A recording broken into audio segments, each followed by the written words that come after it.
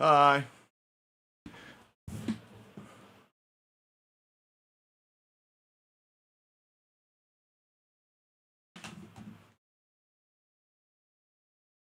It's like my theory of...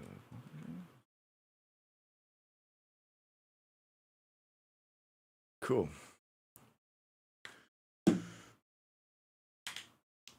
Hey, hello everyone. How's it going? Nice to see you. Sheep, how's it going, dude? All right. How's it ever going, everyone? What's up? Welcome in from Ingrid's stream, everyone. Nice of you to hang out. Hey, Helen. Let's see. I'm gonna Discord everyone.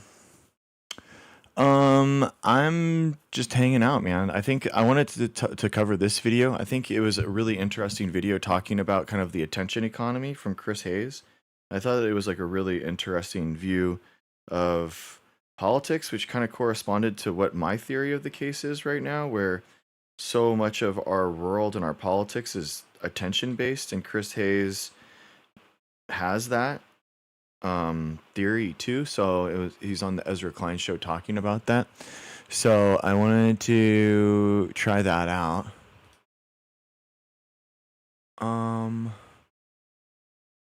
Let's see. Early what?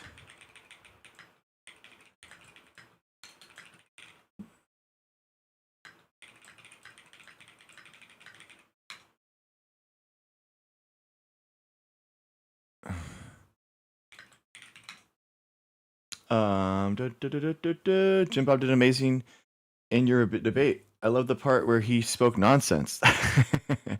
I know, right? I know. Very weird. Okay, bye, Pink. See ya.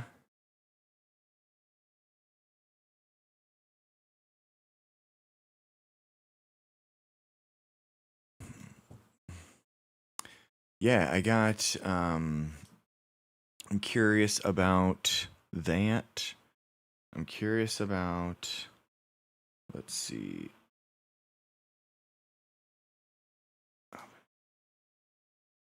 I'm gotta set up another. I haven't found anything that's just as good as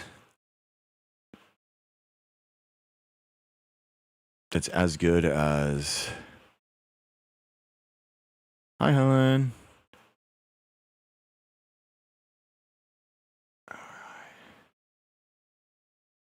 I'm really trying to figure out the best way to do this.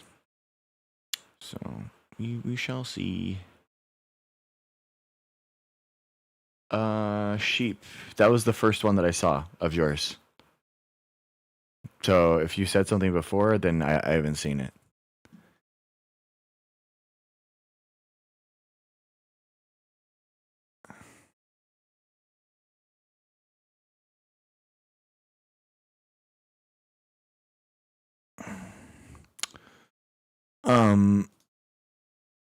Oh, guys, my video. I said I like the guy Platner. Oh, nice. I mean, he definitely has some like problematic stuff. I feel like his tattoo is pretty bad. I mean, I think we kind of like people are washing it over a little bit. Do I just drink more caffeine if I'm tired all day, every day? Yes, Envy, for sure. Your caffeine drink needs a caffeine drink. That's actually how you do it. You just layer it on top of one another. Yeah, I mean, I think that's just kind of like what we have to do, right? I mean, the Republican Party is so toxic right now that you really have to, you really do have to vote blue no matter who. Like, really do. I mean, I know that people joke around in that, but I really do feel like that's the only way right now. So he doesn't seem like a hateful guy. Yeah, I agree. Sheepadoodle. I think that's a good point. I think he's has some weird things that he said in that, but I mean, or his tattoo's a little weird, but he's not talking overtly in that stuff. The question is whether or not he is like secretly going to be, pushing that stuff more. I mean, I hope that's not the case. His tattoo was a, I believe it was the skull. Platner, picture of his old tattoo. I mean, he got it covered up.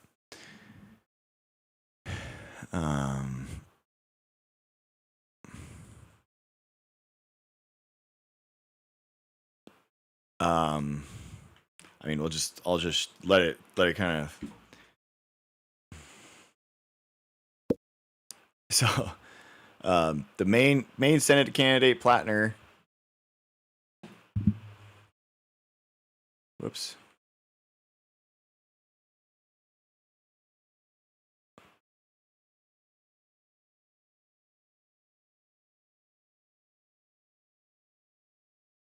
Dang it.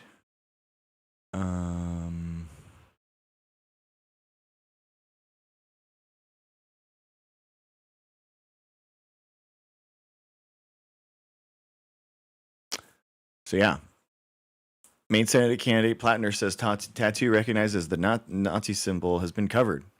So he's covered his old tattoo. So you're like, you know what I mean? It's definitely problematic to say the least. I think, and then he said that basically it wasn't something that he knew that basically it was him and the guys going and getting something that was in the service or whatever. But then pictures came out and he was covering it up in his dating profile pictures. So it's like, why would you be covering your tattoo like perfectly with your thing if you were doing that? I know, Nico. Yeah, exactly. I would usually not say that that's a good thing. Did he cover it because he's running for Congress? Yes, Dimitri. Yes. Yeah, he did it when it came out after in the Senate candidate. I mean, Susan Collins is an awful person, guys. I mean, I don't know what else to say. Like, she's bad. Oh yeah, NB. Oh yeah, during that's what the story is. The story is literally that it came out that he has one, and then he covered it because of it. The first time political candidate said he got the skull and crossbones tattoo in 2007 when he was in his 20s in the Marine Corps. It happened during a night of drinking while he was on leave in Croatia, he said, adding he was unaware until recently that it was been associated with the Nazi police. The revelation Wednesday that the tattoo had been hastily covered up in just the latest bizarre twist. This is the cover-up. This isn't the actual regalia one. So it was a Celtic knot. So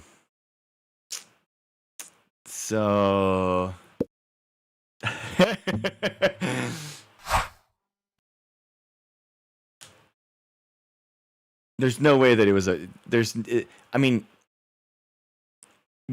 is there a chance that he is secretly one, and I don't think that he's secretly one. Do you know what I mean? I don't know. Susan has been there too long. Yeah, Helen. She's problematic in a lot of different ways too, guys. I mean, she consistently sides with Trump in terms of insurrections and impeachments, and she famously said, like, oh, we will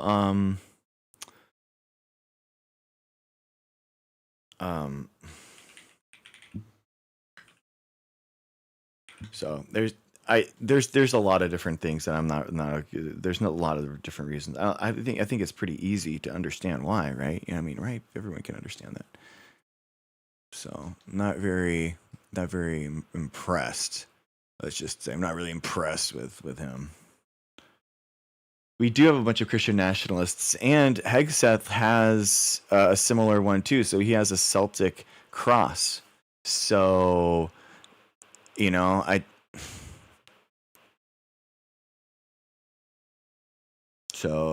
yeah, I don't know.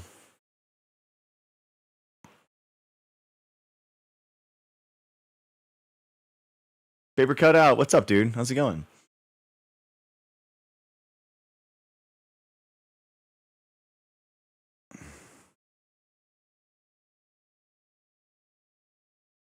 Yeah, he's not hiding anything. Hegseth, um, he's out with his cross, you know. So and that's kind of the problem is that Dems just continually fall over to hurt one another. I don't know.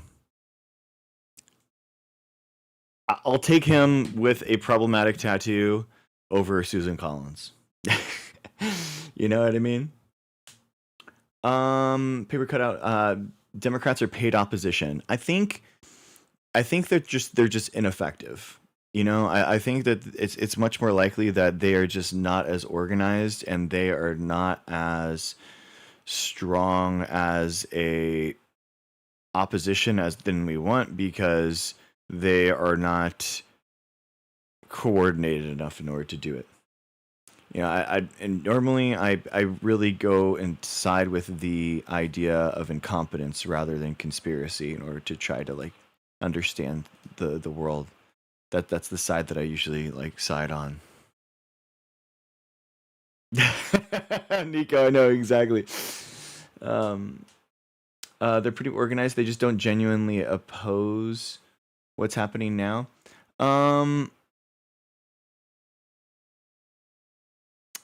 Yeah. Let's see. I agree that they're not in strong enough opposition, and I think that the leadership of the Democratic Party has to be routed. Like Nancy Pelosi, although she's an incredible leader and incredible politician that got a ton of things passed in the House, she's not. She hasn't done a good enough job of like bringing up the next generation, and I think that that's a big problem that all the boomers have. So that's the big problem that I have. So we need newer, fresher politicians in the Democratic Party. I personally, at this point, do not think that the Democrats truly care about us. They are selling out minorities.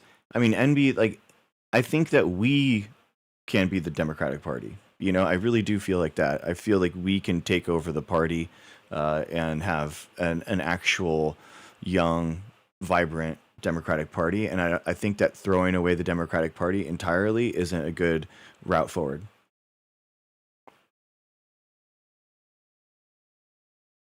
Democrats aren't shameless enough to fight MAGA on its own terms. Thank you, Tyler.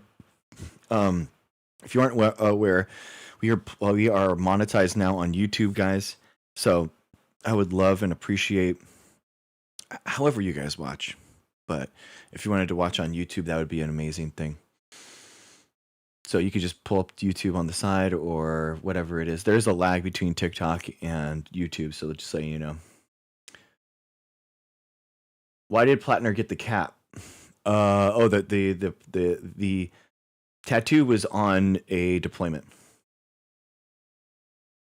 I know they're organized because as a former Green Party organizer, they pulled dirty tricks.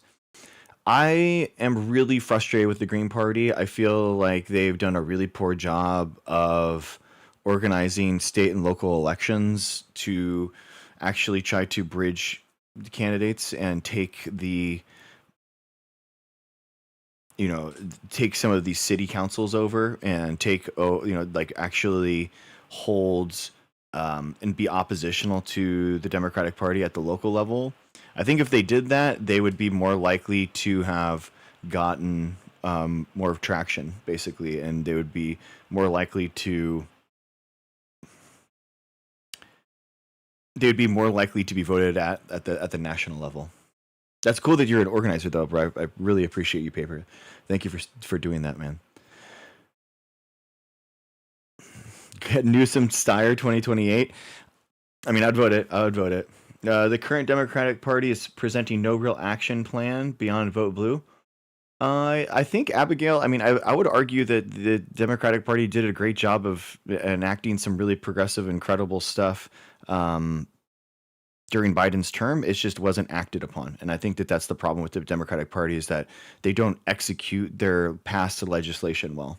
That's the big problem that happens in California. That's the thing that happens in the nationally too, with Biden as well. It's harder than you think, especially when Democrats gatekeep ballot access. At the local level, though, paper. I mean, I know that you're talking about at the statewide level for national politics, but I thought it's pretty easy. I mean, AOC is my favorite candidate for sure. I mean, Abigail, the Democratic Party at the national level doesn't have any power. You know, I mean, they didn't. People voted and voted not to give them any power, so it's tough. I know, Sheepadoodle. I think it's kind of. I love women.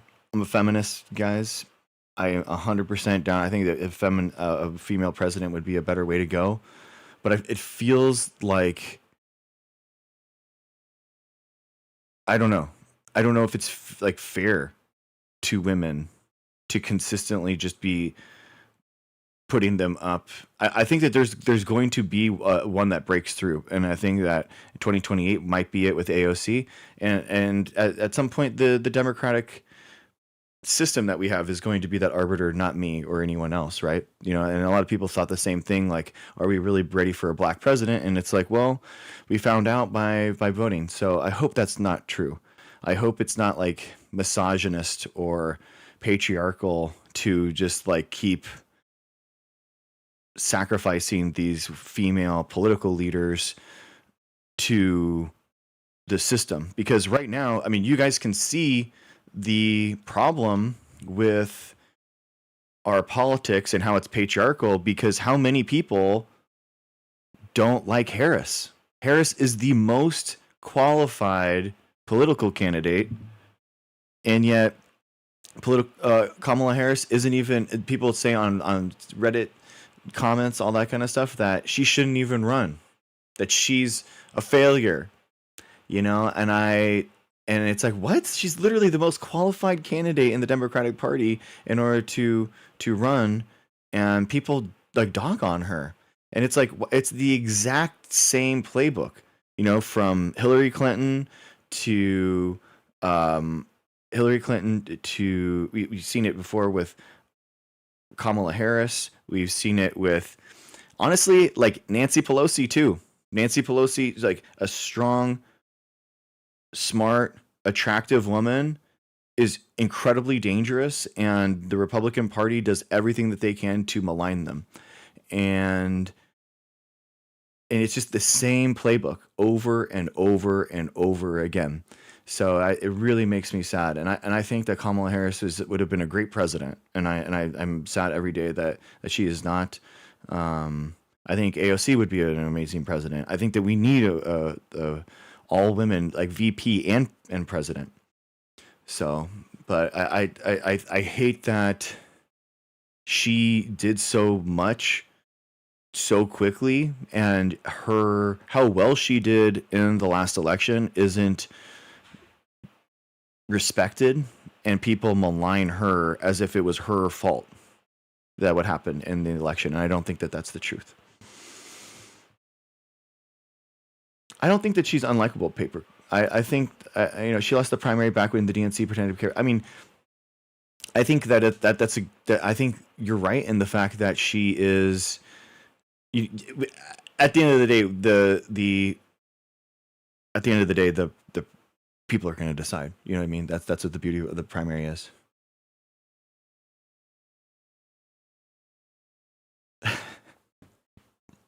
I love AOC. Oh, sweet, Terry. Thank you. I switched to YouTube but kept TikTok open. You're amazing. Thank you. Pi 312. Sorry, 3.1. Sorry. Oh my God. Let me try this again. Pi 3.1. Greg, you either have to be the most propagandized dude around or you're on the payroll. After listening to you in a few debates and lives, you lost me. Get better.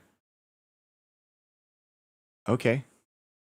Sweet. Thank you, bro. Thank you. I appreciate that. Thank you.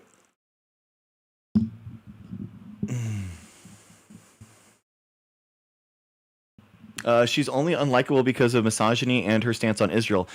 NB, I mean, Kamala Harris has by far the strongest pro-Palestinian message that I've ever seen from any presidential candidate, by far. And so that's what I don't understand, people that say that respectfully. Like I don't understand that stance, because she literally spoken the strongest words in favor of the Palestinian people. So I don't understand it.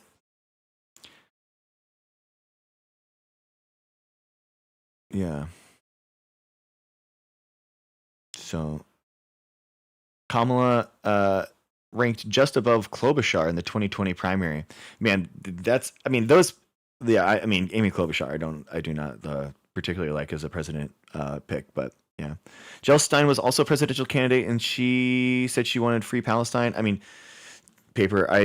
she's also an anti-vaxxer, which is a huge problem for me. Jill Stein, the problem with Jill Stein, and I voted for Jill Stein, okay, in 2012. And I think the biggest problem with Jill Stein is that she's not trying to actually build a political movement. She's trying to sell books every 4 years. And she disappears. She goes nowhere. And then all of a sudden, every 4 years, she comes out of nowhere and says, hey, I'm here. Vote for me for president. Like, what have you done? Like, what have you actually done to, actually build a community, build a movement, make solve any type of these problems that we have in society? It's not just about, politics isn't just about winning an election. It's just like Bernie says, politics is about when millions of people get engaged all throughout the country and we all work together in order to actually, solve problems. Helen in YouTube chat. I love you, Helen. Thank you for being there. Do you think that the American people aren't mature enough to elect a woman president? Man.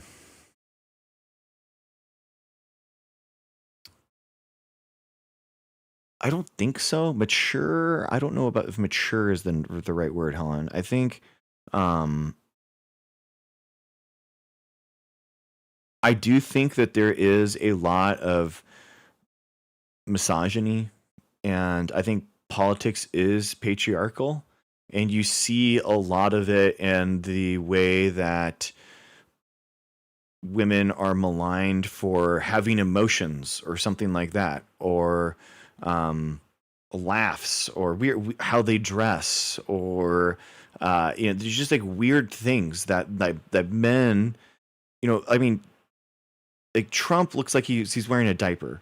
He never laughs. Trump never laughs. How insane is that? Like he never actually laughs. It's even more scary. All these things, like the double standard for women is so strong that I don't think it's fair. I think so. Is it a maturity problem? I don't know. I think it's a patriarchal problem that people need to see more women as leaders in their everyday lives so that they could see them as leaders at the national level. And I think it's time we get over this. Like Pakistan's had gotten a female leader. We have to do this. We have to get out of this. She's active in protests within the Green Party. Yeah, but Paper, where is she now? Where is she? I thought Jill Stein was a doctor and she's still anti-vax. Yes, she is. Yeah. But we do have a complicit media that doesn't like covering certain stories. I think that worked 10, 15, 20 years ago. Nowadays, I don't most people are getting their news from right here, from social media. So I don't think that that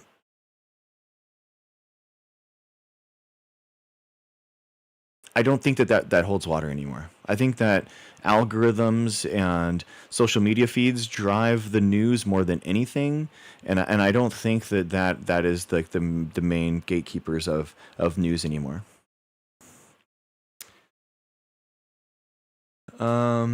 Yeah, paper. I think that her running mate. If I'm forgetting his name as well, and I know who you're talking about. I'd be interested in that. Yes, exactly, Michael. I've never heard Trump laugh either. Like, isn't that weird?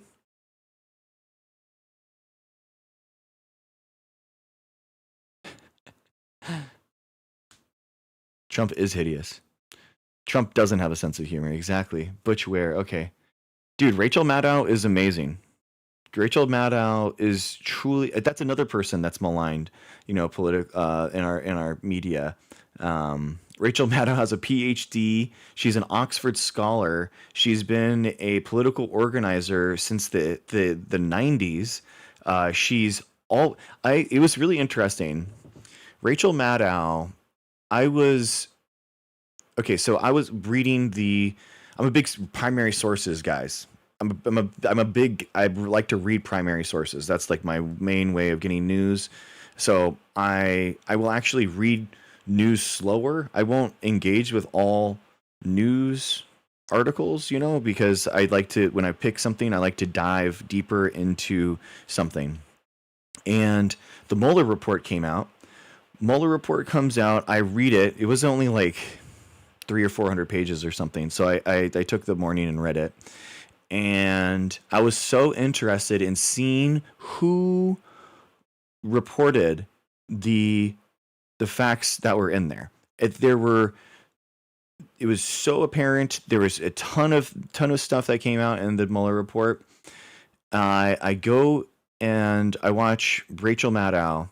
She has paragraph by paragraph quoting. The first 15 minutes of the Rachel Maddow show that day was just her reading from the Mueller report. She didn't even have an editorial. She was literally just showing big portions and key paragraphs of the Mueller report. That was it. I go over to Hannity, Sean Hannity. First thing out of his mouth, Trump's completely exonerated. He's free. He's free. Trump's free, everyone. He's free. We did it. We did it. And you're like, what, dude? Like, what are you talking about? Are you kidding me? Are you freaking kidding me? It was so funny. So it was just like, give me a break, bro. Like, give me an actual break. Like, the only person in media that actually covered the actual words of the Mueller report, Rachel Maddow. So forever in my life, I will always be a fan of Rachel Maddow and talk in her praises. And that was such a big moment,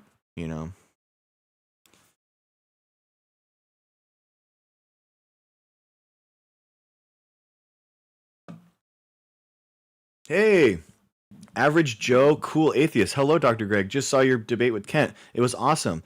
I deconstructed from Christianity a year ago and used to believe Kent's lies. Dang. Average Joe, welcome in, dude. Thank you so much. That's really nice of you. Welcome in, man. This picture, yeah. Okay, so basically we were talking, and I wanted to watch. The this because it was on the Ezra Klein show and talking about specifically political attention and how this is my theory of the case. This is the theory that I think is the biggest point of how we can understand the news. So basically, I think that the news is pushed and swayed by political attention. And the political attention economy runs through social media. It runs through all of these feeds, and it's been a huge change within the last, I'd say, 10 years. But especially since 2024, you can definitely see it, how Twitter, Facebook, Instagram, TikTok runs political news. The old media kind of like follows the other media, the social media now. And the only person that's been I've seen talk about this is Chris Hayes. So I wanted to talk about it. So I wanted to talk about it, and he's on Ezra Klein. I love Ezra Klein. I think Ezra Klein's probably one of the best, one of the intellectuals of our day. Even if you don't agree with him politically, which I don't on some issues, like I still think that he's a really, really interesting and important voice in technocratic thinking. So I would implore you give him a chance. And Abundance was incredible. If you haven't read Abundance, read Abundance, please. Get the audiobook. It's really, really good. If you think you know abundance by listening to other people talk about abundance, you don't know abundance. Thank you, Sheepadoodle, for the caps. Thank you. You want to. He's not in the Peter Thiel club. No, he is not. Ezra Klein is not a fan of Peter Thiel. So yeah, Paper. Thank you, brother. Yeah, I love your show, dude. No, he's not. Abundance was written by Ezra Klein and another guy. I forget what it is, another journalist. So yeah, for sure. So there you go. Here we go. A political unknown a year ago, come from nowhere to so thoroughly dominate the primary that Janet Mills, the sitting governor of Maine, dropped out, or suspended her campaign, I should say, and didn't even come back in, as Platner was rocked by even more scandals. Now, the national pundits, the political establishment, they keep looking for that one story, that one headline, that Derek Thompson, one that's it. moment in my life that they can define the campaign by. But in trying so hard to understand me, they failed to understand that this is not about me at all. This is a movement about us. I hate. Okay. I hate this idea. I am very much aligned with Bernie and Platner in politics and what they're prescribing, but I think that Democrats need to get past that. It's literally the next level of where the Democrats need to be is not just passing the right legislation, it's enacting the legislation. And just having some random fish trawler from Maine, is he the right person to actually enact legislation that we pass as Democrats? So him just saying, it's not about me, dude. It's not about me. You're like, bro, it literally is. Like, it's actually very much about you. And we actually very much need competent politicians that know how to not just pass legislation, but enact legislation once it is. So it is really important. Okay, yeah. Some dumb beats in YouTube. Yeah, you haven't read Abundance, bro. So you haven't read the book, so you don't know what you're talking about. So, that's just a thing. So you should read it. You should absolutely read the book before you try to criticize it. Yeah, dude, Chuck Schumer, dude, they passed a ton of progressive legislation during the Biden administration that they couldn't get passed. They passed more progressive legislation than you could ever dreamed about.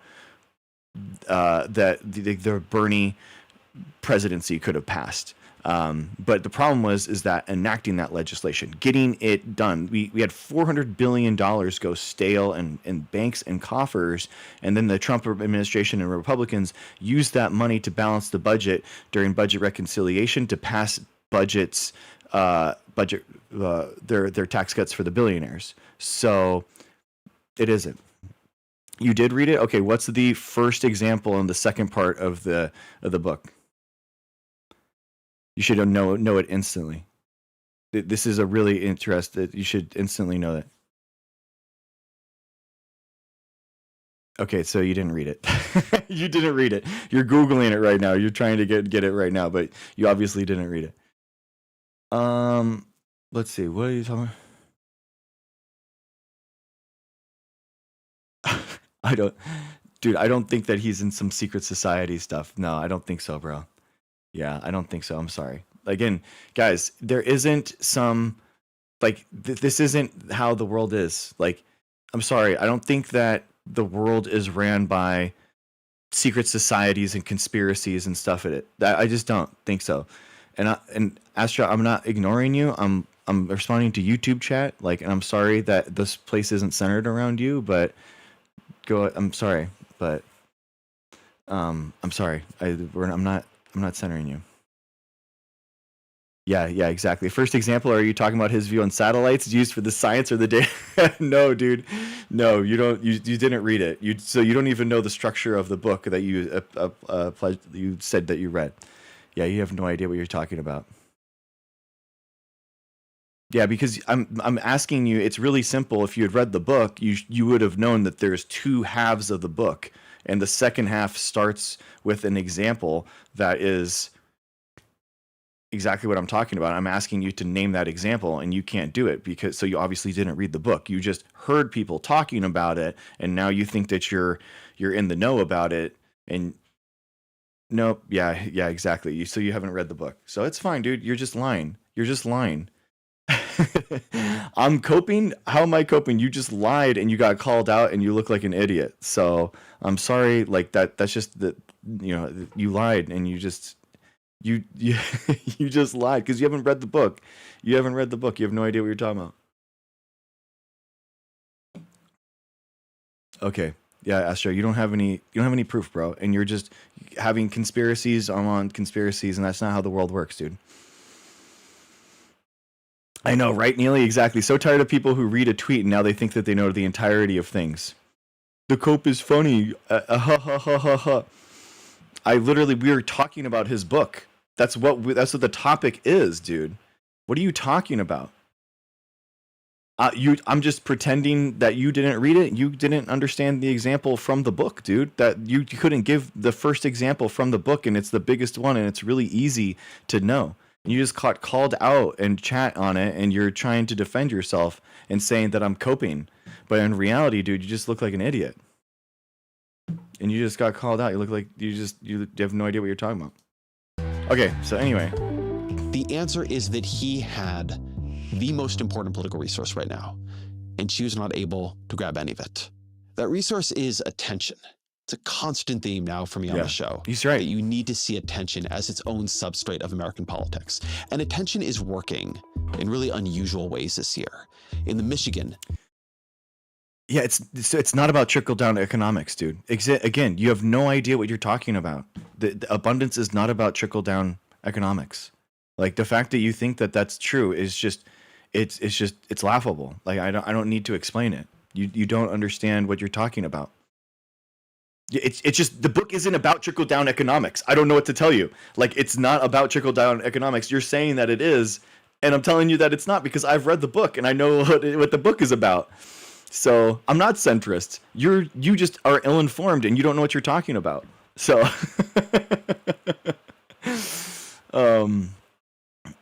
dude, I am further left than this guy thinks that he is. It's just that I wasn't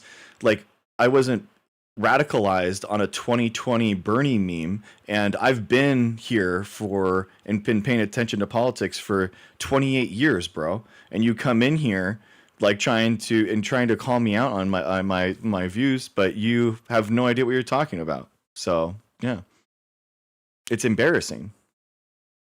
Democratic primary for Senate, where Abdul El-Sayed is now in the lead. Who here believes in Medicare for all? And who believes it's time to abolish ICE? And who believes we gotta get money out of politics and in your pocket? In Texas, where James Tallarico, another person people hadn't really heard of a couple of years ago. I'm not going to explain to you the book. I'm not going to explain to you what abundance is. Okay? I'm not going to. I'm not. Like, I'm sorry. Like, no, I'm not going to. No, I'm not going to crack an egg of knowledge on you. No, because you have to do the work. Like, again, this isn't something that people don't understand. Like, you have to do the work. You have to read books. You have to educate yourself. You have to do it. I could sit here and talk to you actually what about abundance is, but that's not what the conversation's about. And this whole live isn't about educating some dumb beats 9879. Okay? That's not how it works. the Democratic nominee for Senate. One thing is clear today. We're about to take back Texas. In Los Angeles, where we actually saw it fail in the mayoral candidacy of Spencer Pratt. God, Pratt was such a problem, guys. Pratt, the idea that Pratt, I understand that he got, getting 30% of the vote or something. It wasn't that surprising to me because like 30% of California is Republican. But just the idea of another reality television star that has no basis of any of his policies other than xenophobia, other than that stuff, is just completely wrong. So it's just wrong. TV star Spencer Pratt's insurgent campaign for LA mayor has officially run its course. These corrupt crooks really do look out for each other, don't they? What's happening with John Ossoff and the sudden rise in interest in what he's doing? He's a failed president and a national disgrace.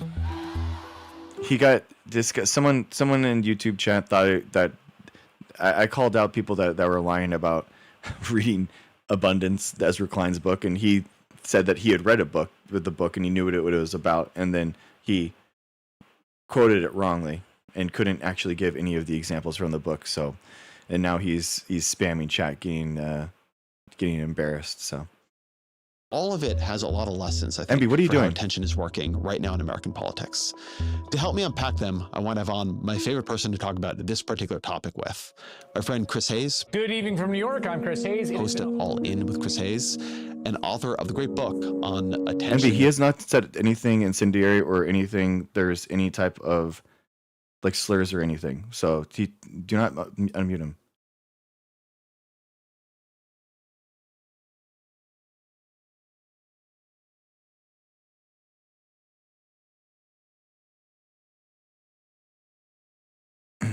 In the modern moment, the Siren's Call, how attention became the world's most endangered resource. As always, my email, if you need our attention, EzraKleinShow@nytimes.com. He didn't say anything. He didn't say anything rude.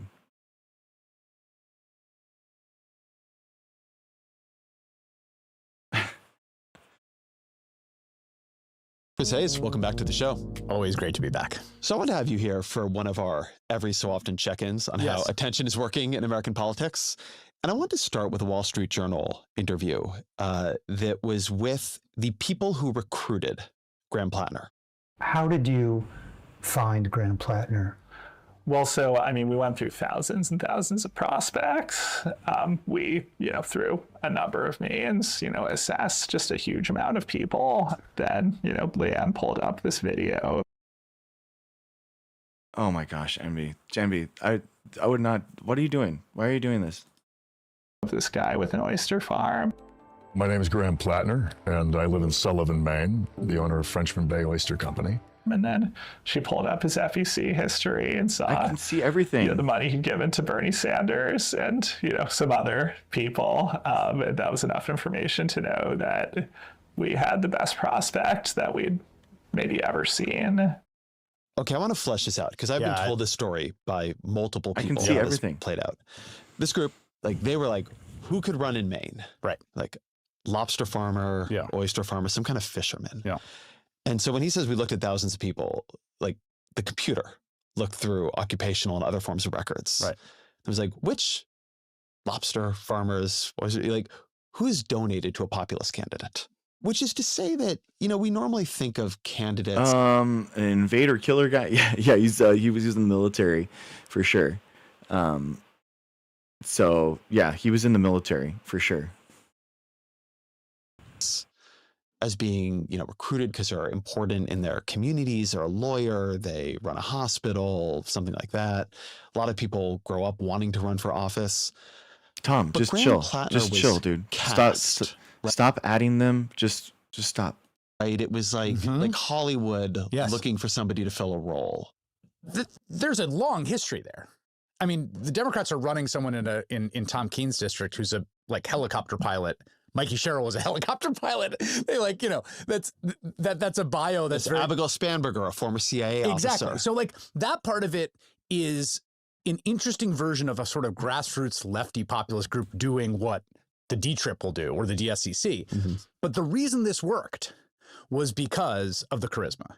And charisma, at one level, it's like, I do think there's a kind of full circle thing happening in politics, which is like, of course, charisma is important to politics.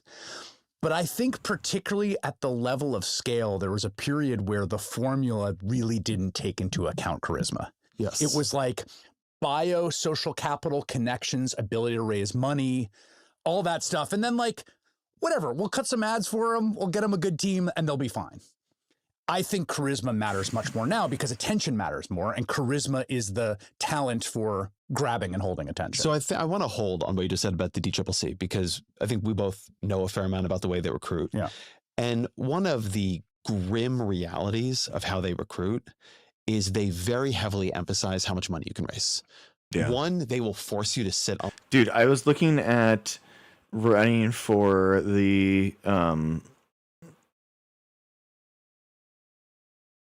Daryl Isa's seat that I live in right now. It was being redistricted, and I was looking into it to run, and it was $10 million in order to get there. And I'm just like, are you serious? I have to like $10 million in order to fundraise. It is just for congressional seat every 10 years. Like it's just wild, man. On the phone. Yep. 6 hours a day. Yep. 6 hours a day. And they will punish you if you don't. Yeah. Like, you want to no, be on MB, I'm with you there. Yeah. I think that was, I don't understand what he was doing there. I agree with you, MB. I'm sorry.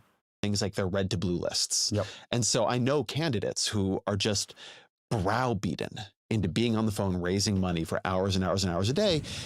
And the DCCC, which is the sort of Democratic Congressional Campaign Committee, isn't doing that because they're cynics. Right, or they have a fetish for it. Or they love money. Right, yeah. You need money. Right. But the thing money is buying largely is attention. I mean, it also buys field and organizing and other things, but it buys attention. Is it buys TV. And so what this group is doing when they cast Platner, he's not a person who you go to and think, can you raise the money to buy attention? He's a person you go to and think, can you unleash the charisma to earn attention? Yes, exactly. Which then it's exactly. He is the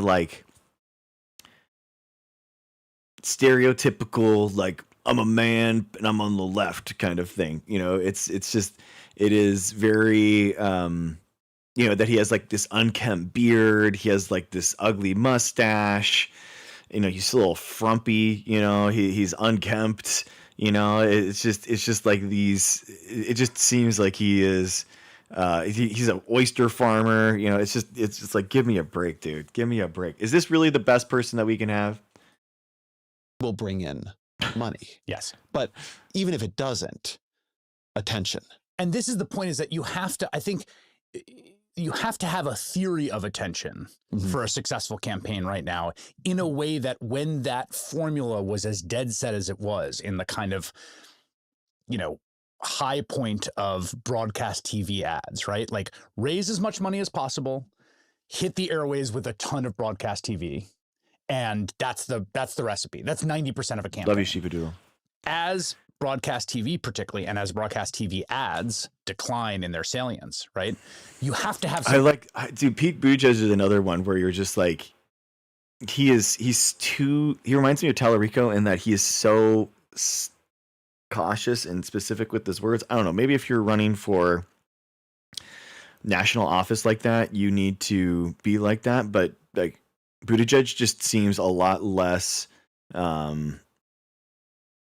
authentic, I guess. I don't know. He comes off like that, just kind of stiff. And Tallarico is the same way for me. I think that Tallarico has a lot better. I don't know, just a lot broader appeal for me. Curious to get your thoughts. Is it possible to lose your immunity to measles after receiving the MMR vaccine? Yes, it is. Yeah, people. There's been studies that I've seen, people sometimes lose it after 15, 20 years. I was recently tested for immunity, was found to have none, so I got revaccinated. Nice, Duke. Dude, that is awesome. Good job, Duke. I tell people after 30 to do this because everyone should, especially with measles being on the rise in the United States, and exactly what you did. So Duke, you're A+, dude. Good job.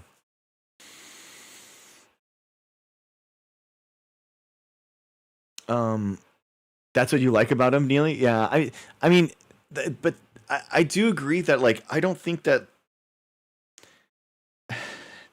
he is reserved. He is, like, pointed with his words, and he's specific. I mean, maybe that's better. Like, maybe it's better that we don't have, I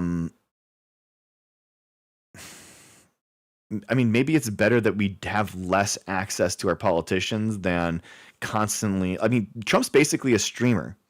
You know, Trump is basically a streamer, but he streams for the television audience rather than like a phone or a webcam like I'm doing. You know, so that's the thing. What's your opinion on Platner? I mean, the Republican Party is so toxic right now. I think that I would vote for genuinely any Democratic candidate instead of a Republican candidate. I think if you want to fix problems, if you want to create a better tomorrow, if you want to build a better community, it's the Democratic Party that is doing that right now.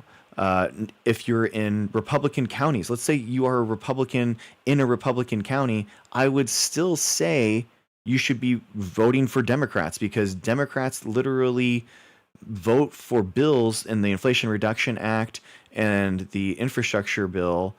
70% of that $400 billion that was going to be spent in economic development, 70% of that $400 billion was going into Republican counties. So, like, the Democratic Party is good for you, even if you're a Republican. That's just the numbers, and that's just what it is. The Republican Party right now is only for MAGA. You know, if you are this MAGA hyper nationalistic, hyper xenophobic, authoritarian pushing, stuff. And so I think that if you want a better tomorrow, it has to be voting for the Democratic Party. They have to. This thinking is why I'm neither a Democrat or a Republican. We have no party for the people at this time. I think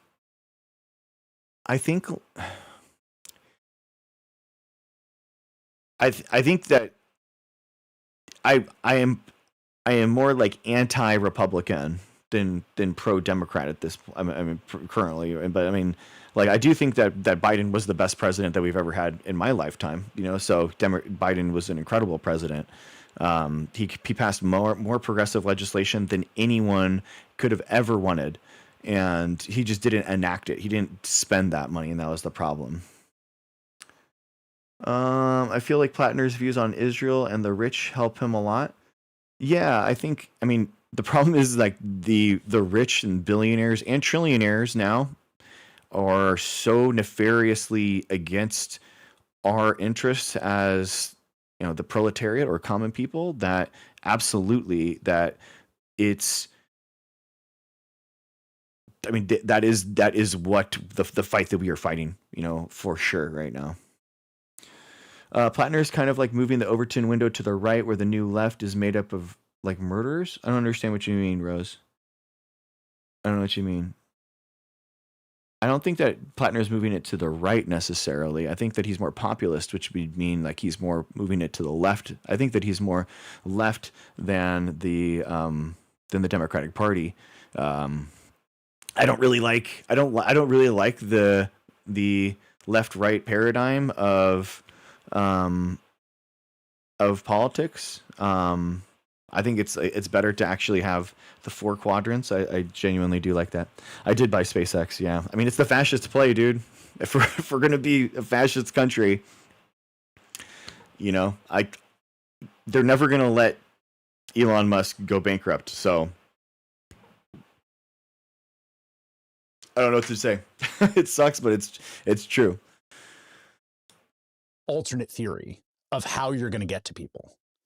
In some places, bad move. It's going to drop 80%. Dude, I don't think that once it unlocks, it's going to I don't think that it's gonna. Once it unlocks, I don't think that it's gonna drop 80%. They're not. I mean, he owns 85% of the stock. Sheep, like Elon Musk owns 85% of SpaceX, so they literally can't do that. He's never gonna sell SpaceX, so it's just never gonna work.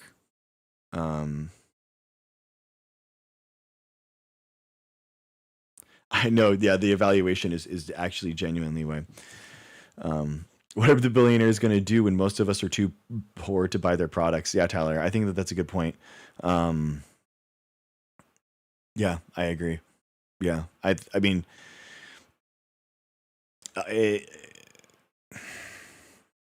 there at some point, man, like we have to have a government and a economic system that prioritizes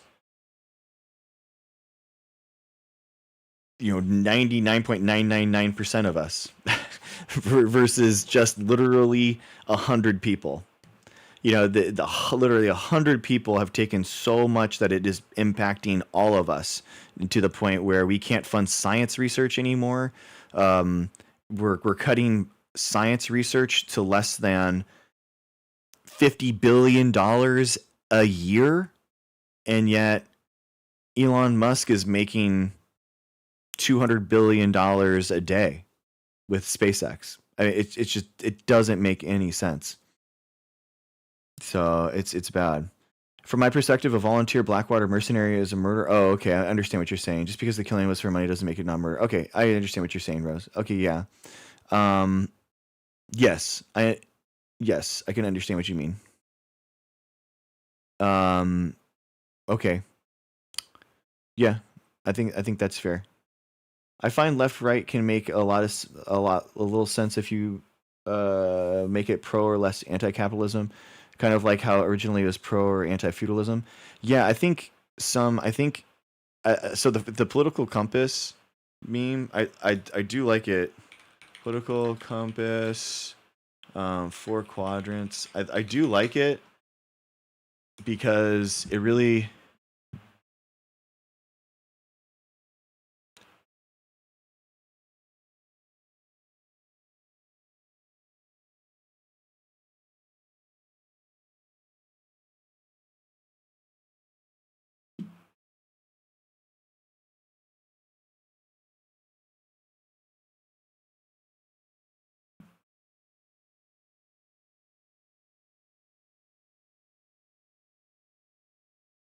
so this is like whoops. So this is what I'm talking about, the political compass. Like on the left here, authoritarian left, and then on the right, top right, authoritarian right, and then on the bottom left, libertarian left, and then on the bottom right, it's the libertarian right.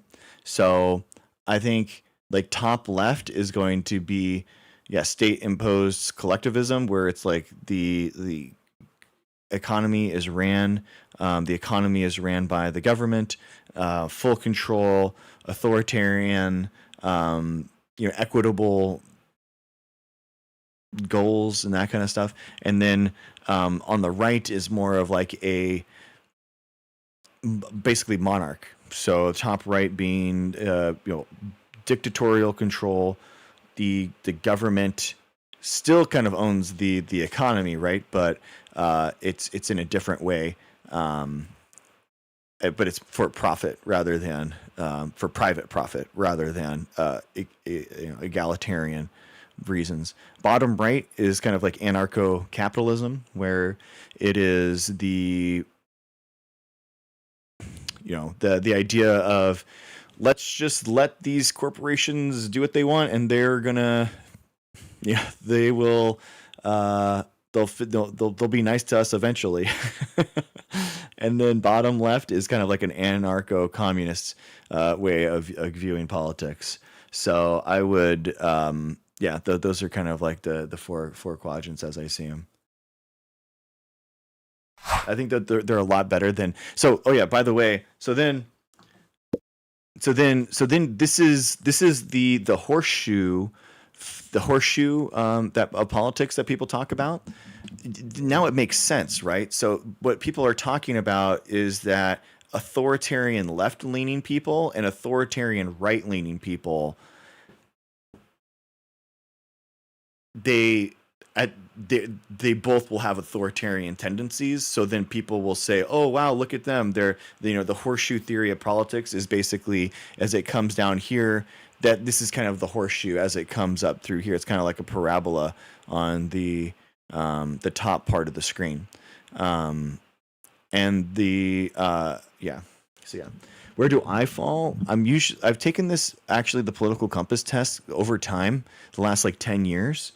And I'm not saying the horseshoe theory is real, but I'm saying that's what people are talking about in that idea is here. You can visualize it here. You can see that what they're alluding to when people are talking about a horseshoe theory is just a penchant for authoritarianism. It's not them being the same politically. And because the horseshoe theory is wrong in the fact that people think that it like leads back to the same point, which obviously it doesn't. So, but yeah, I've taken it multiple times, and I'm squarely like on libertarian left. I'm usually like at the bottom left here, because I feel like we have to have like some togetherness in order to build a society. We have to have a government. We have to have, building institutional knowledge. We have to create a society, but I feel like we shouldn't be using authoritarian means in order to do that.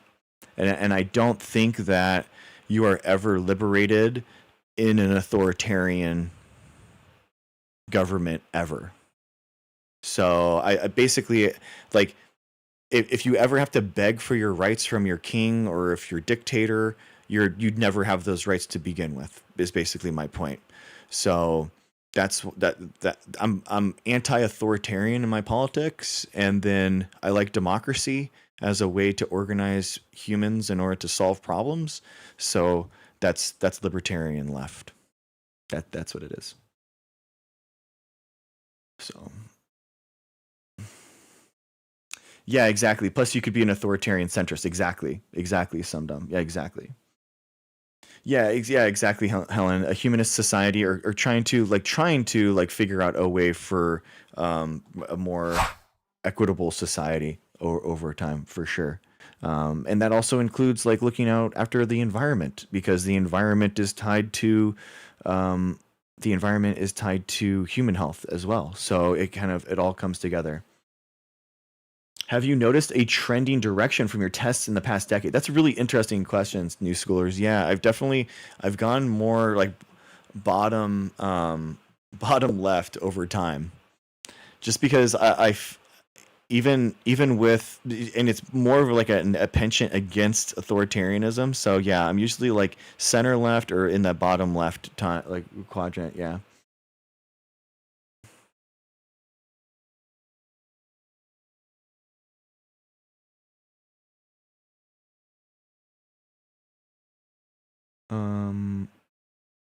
But yeah, that's how I view it.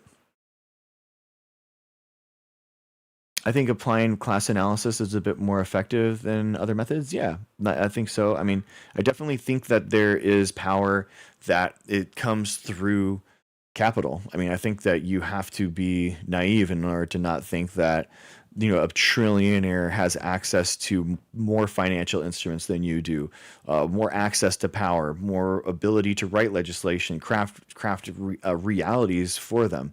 So you create an inherent struggle there, right? That exists, and we as people that don't have money that has a job, we have to work and create goods and services in order to pay for our life, versus someone that has enough money that their money can have a job so that they don't have one. Do you know what I mean? So yeah, good questions, guys. Hey Hazel, do you see the mechanism as getting the corporate world to benefit people as we need to incentivize?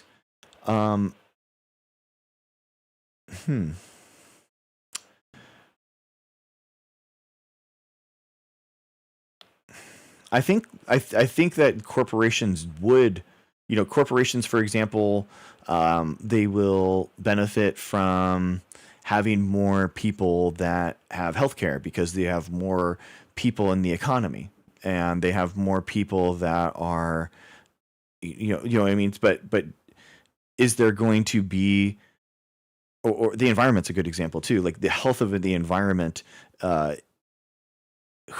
what is the economic driver in order to have a healthy environment? There really isn't any, and that is kind of the big problem that we have in our society. That there are some things that are outside the profit motive that a market-based reality can't solve. So that's the idea. Yeah. That's what I think about.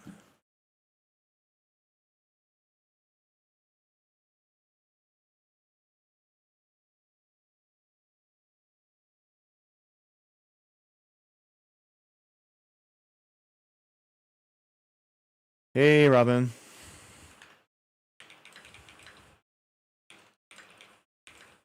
One second.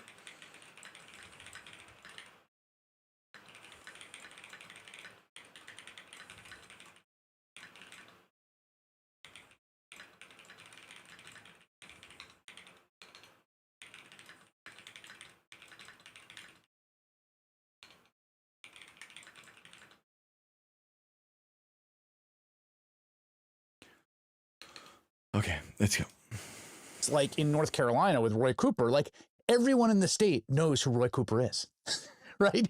He doesn't have the same problem. The guy's been elected statewide, I think 5 times at this point, something like that. So he doesn't have to do that.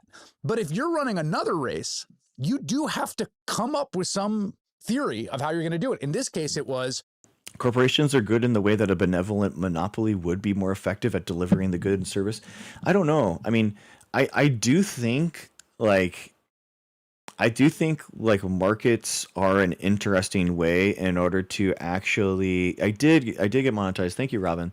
I think, hey, Linda, the ability for a market to set a price is very democratic. I know this sounds weird, and especially considering like what we were just talking about, how the access to capital gives you more of a voice in that market. But just in general, like I think markets are a really good way of setting a price for something. Like state control of the economy is very scary to me, because how would the state ever be completely in touch with all the market prices at any time? And I think that's dangerous. Maybe with AI or something like that, in computers you could be more in touch, but in reality, like I think having a market solutions don't necessarily have to be capitalist. Like there were markets before capitalism, and like markets are separate than capitalism. Actually, a single national power company is going to be a lot more effective than 100 small locals. Yeah, the economy of scale, Royce. I'm sorry. Oh my god. Economy of scale. I understand what you're talking about. Yeah, for sure. Have you seen the state of science education change? No, I haven't, Tyler. Yeah, could you link that? I don't know what you mean. But I also think that there should be public utilities, though, Royce. Like I think like a public utility where everyone's going to need like I don't think that I think that the government should have a direct role in giving everyone the basic necessities. So we're talking like food, water, shelter, and a job. Like I think that everyone should be given like a job that they care about, that they want to work, and everyone should have access to food, water, shelter. That should be baseline. Everyone should be able to get that. And especially, and I think like this is a good conversation, I think actually, in terms of going to, especially with AI and people that are going to be losing a lot of their work, 100 million people out of work in the United States. Like, I think that the government should find a way to employ all those people. And And if they don't, and if there's massive layoffs, then they should fine corporations that are laying off people. If like it shouldn't be that, like, you shouldn't be able to destabilize the economy with mass layoffs. Like the government has to have some way of saying, like, hey, you shouldn't grow your company to a big enough point that you just add all these jobs and then lay people off. That destabilizes our economy and families and hurts people. So we should help, incentivize long-term job growth as opposed to this flash in the pan, layoff, big boom and busts. Do you see internet as a basic necessity? Yes, New Schoolers. Especially, I think that it's access to the internet is not only a necessity. I think it's a First Amendment violation to not have access to the internet. Genuinely, I think that, like, because of how we have our town squared now is the internet. I think that having access to the internet is fundamental in a society. Casting, and then it was finding a person who genuinely has real, obvious, raw political talent and charisma. Okay, but we're underselling here the accomplishment of Platner, because they are running in that race ultimately against a Roy Cooper-like figure. Yes. In Janet Mills. Yes. This is not a situation where there is an open primary of nobodies. It's not a situation where they're going into a place like Nebraska where they recruited Dan Osborne, the independent who ran, a cycle ago and is running again this cycle.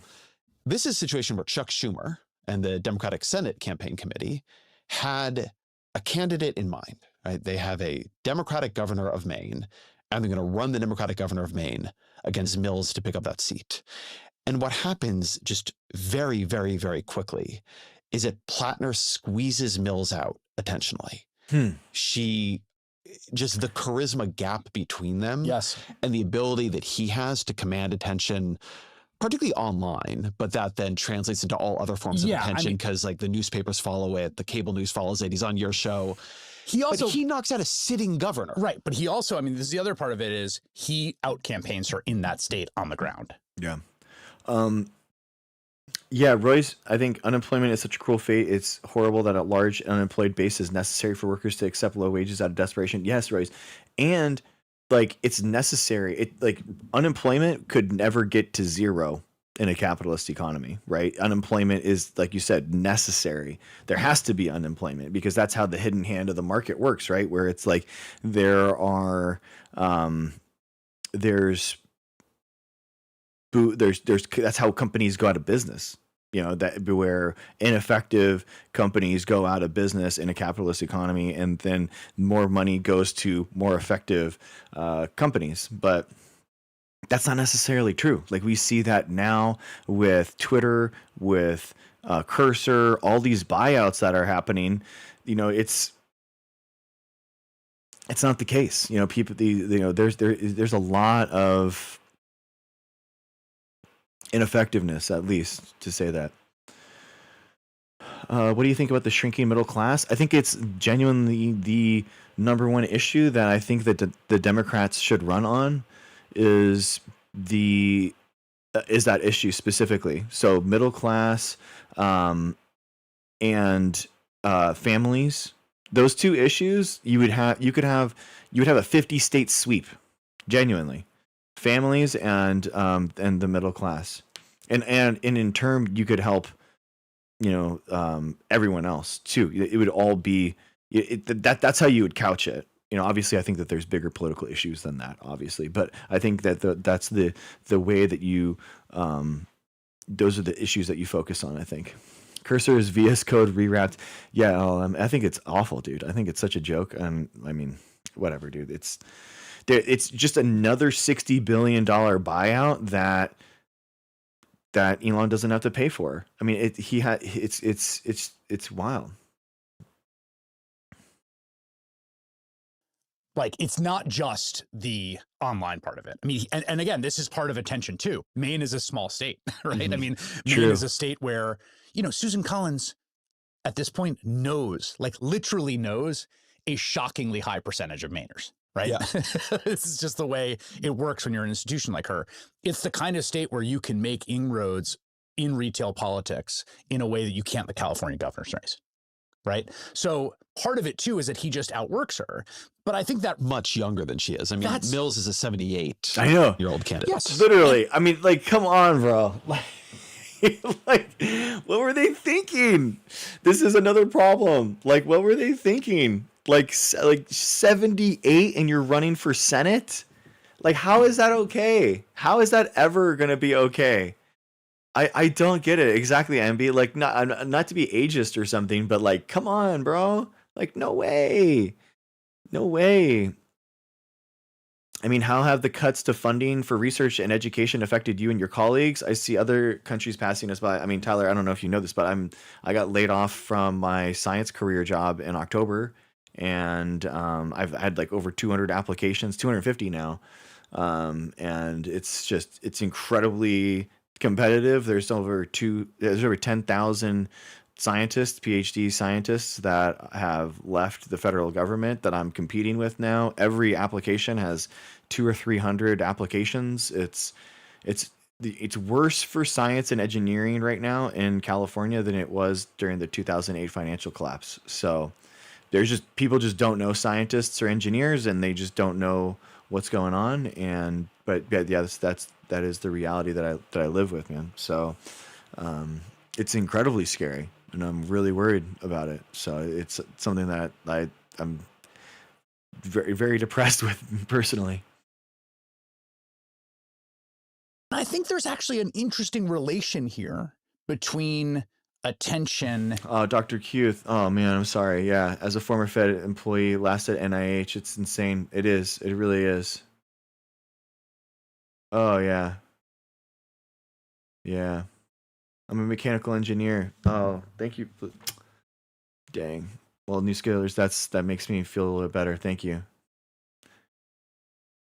Markets are really sad. Yeah. I think Mitch McConnell is good for another term. Yeah, exactly. Mitch McConnell's got Mitch McConnell's still got to run for president, guys. You know what I mean? He's still got 8 years in the White House. So it's really important. Thank you, Dr. Q. Thank you. I always appreciate your lives. Thank you. Yeah, for sure. I do think that the DNC, it was a poor decision to run Biden again. I do think that was like a poor decision, but it was up to him, and he made that call, and it was the wrong one, for sure. But I think like people don't remember. The DNC orchestrated like the biggest campaign that's ever existed to out an incumbent president to not run for re-election. I mean, that has never happened in our lifetimes, and it will never happen again. So I think it was like a hugely good thing that happened to remove Biden and put Harris in. I thought that was a really good thing. So what do you think about John Fetterman? Oh, man. He is a completely different person after a stroke, and it's really hard for me to think that he hasn't changed at least a little bit because of it. Just, you know what I mean? Like that's my honest opinion. Biden did fail us, but I think Biden had such the opportunity to just be the most successful legislative president of our lifetimes. Mic drop, leave. And he didn't do that. He could have gone out on top, being an absolute legend, and he didn't do that. What do you think about ranked choice voting? I think it should be how we vote everywhere. It's amazing. I love John Ossoff. I think that he's good. I mean, he's definitely going to be running for 2028 for sure. I mean, I think that she's an attorney general. I don't think that I wouldn't call her a cop, but I can understand why you say that. And risk appetite, because I think the two are so related. I think a lot of the things that have guided democratic politics around attention have also related to risk aversion. Don't get negative press, if you're choosing between no press and negative press, minimize downsides, okay? Other people could have run that primary. They knew that Schumer was trying to recruit Mills. She actually got in after Platner officially. What? Almost all Really? of the big I did not know that. politicians in the state of Maine went for the governor's race. Right. Which was going to be vacated. It wasn't going to have a sitting incumbent, and you weren't going to take on the electoral colossus of Susan Collins. That's a lower risk choice. Platner made a high risk bet.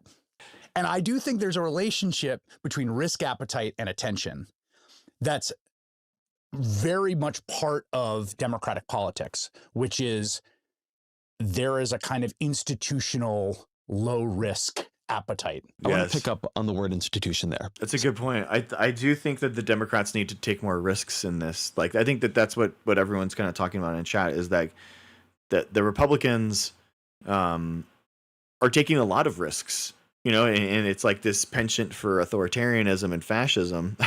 And people on the left are like, bro, can't we like try some interesting new ideas, you know? And I think that's what people are kind of frustrated with, and that's why it feels like the Democratic Party doesn't respond fast enough. Exactly, dude. Mitch doesn't look a day over 90. He looks great, you know. Like, give him a break. Hey, Mills did drop out. No, did she drop out or did she lose? She was in an absolute rout. She lost by like 70-30. Do you think that there's enough seats in the midterms for Dems to get enough votes to impeach Trump? Oh, for sure, New Schoolers. I think for sure. I mean, whether or not he's removed, I don't think so. I think that they should and they can, like, if they have the House majority, they should impeach him. Absolutely. But yeah. Tom Steyer would be great, but no one voted for him. Yeah, I think Tom Steyer and Becerra were obviously the top two that should have been in the general election. We got screwed because Gavin Newsom vetoed ranked choice voting. I mean, that's a huge problem that I have with Newsom, that he did that. He said that it was too confusing for people. I don't think ethically we should ask Katie Porter and Mahan and all those other people to drop out. I mean, they have. I think that it's in a democracy. I think that you should be able to be on the ballot if you want to be on the ballot, and you shouldn't be playing these kind of like prisoner dilemma games. But in order to do that, I think that you have to have ranked choice voting. But if I think that if Mahan and Porter did drop out, like I do think that Steyer would have gotten into it. So it does feel like they played a spoiler. So I'm not happy with Katie Porter. I'm not happy at all.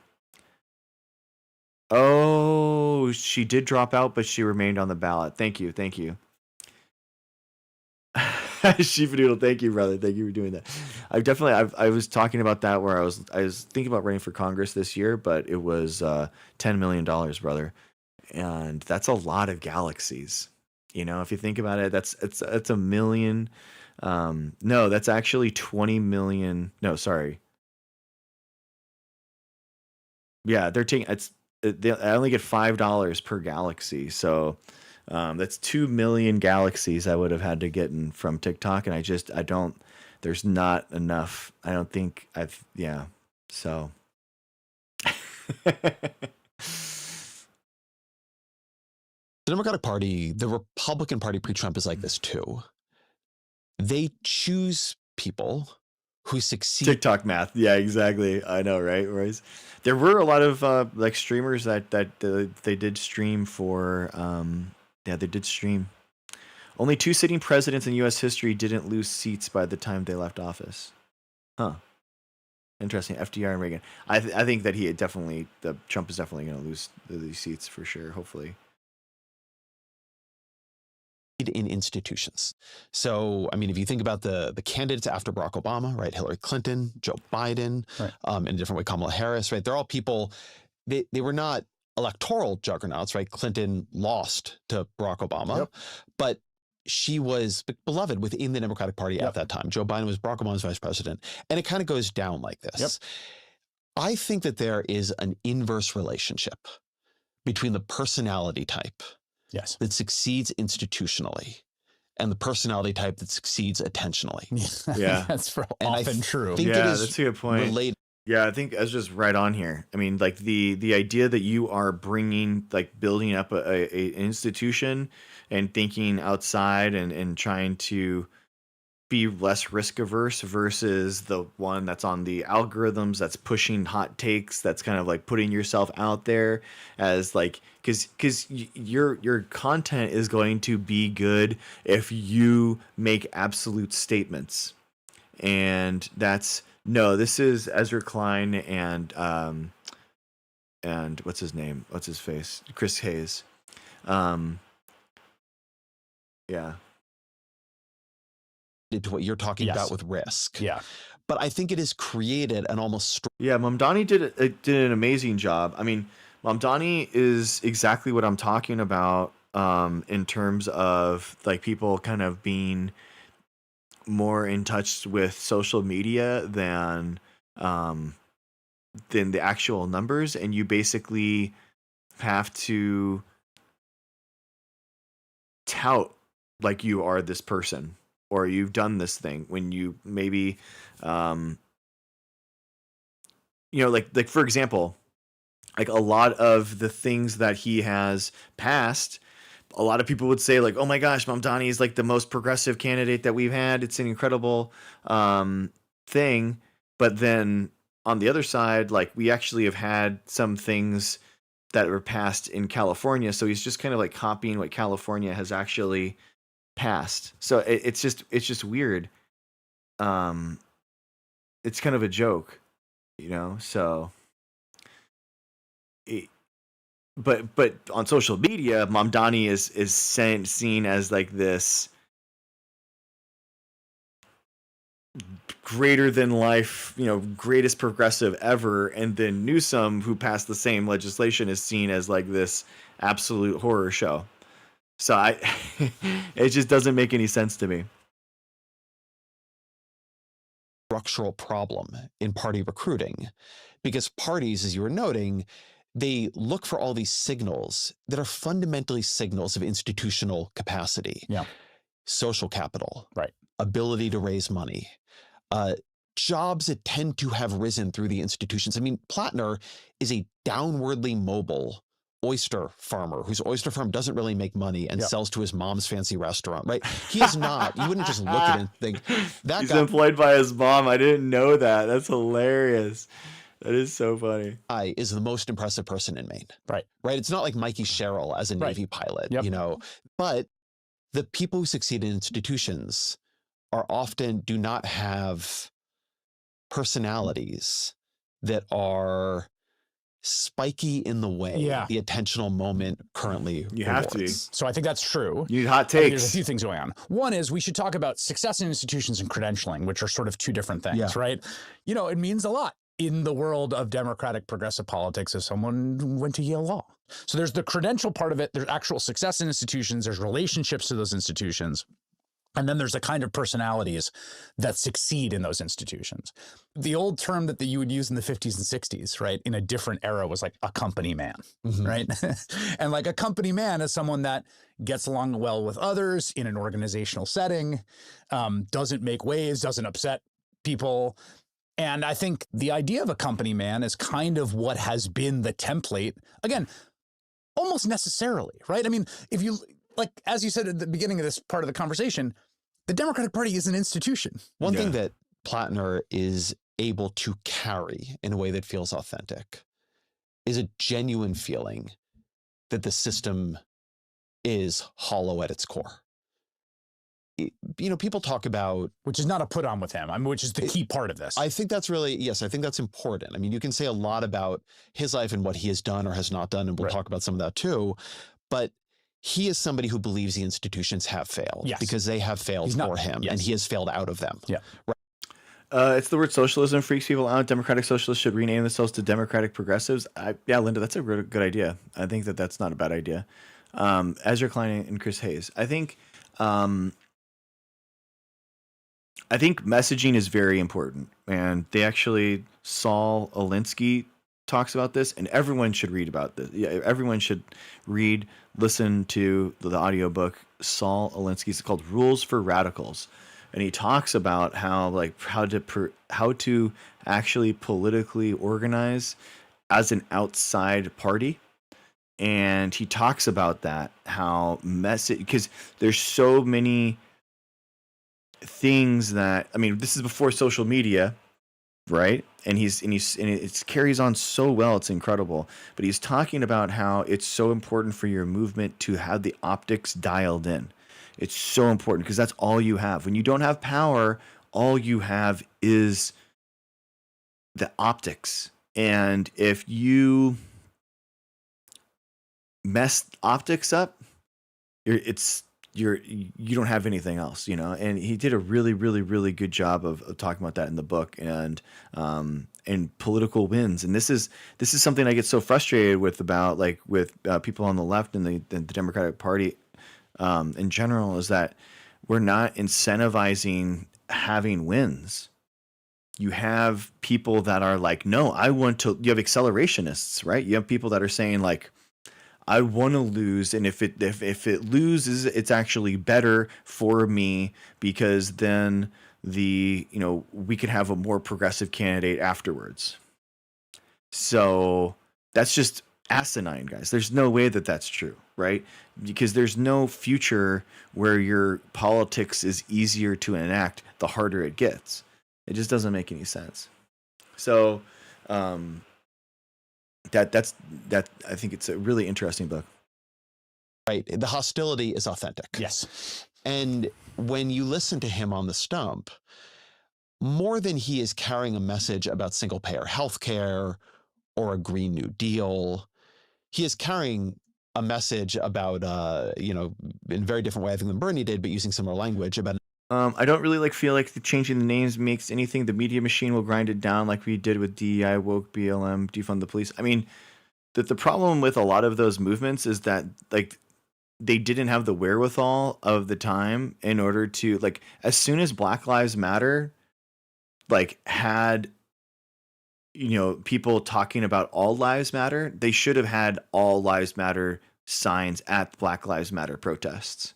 Like you take that talking point and you take it, and you're like, because at the end of the day, Black Lives Matter is talking about Black Lives Matter as much as all lives. But the problem is that Black lives aren't mattering as much as everyone else. So in the end, yes, all lives matter. So just that's not something that people disagree with, right? So you just take that and you just own it, as opposed to trying to say like, no. What we're talking about right here is this and this and this. It's like, bro, there's no reason to fall on the sword. There's no reason to fall on this grenade. It doesn't make any sense.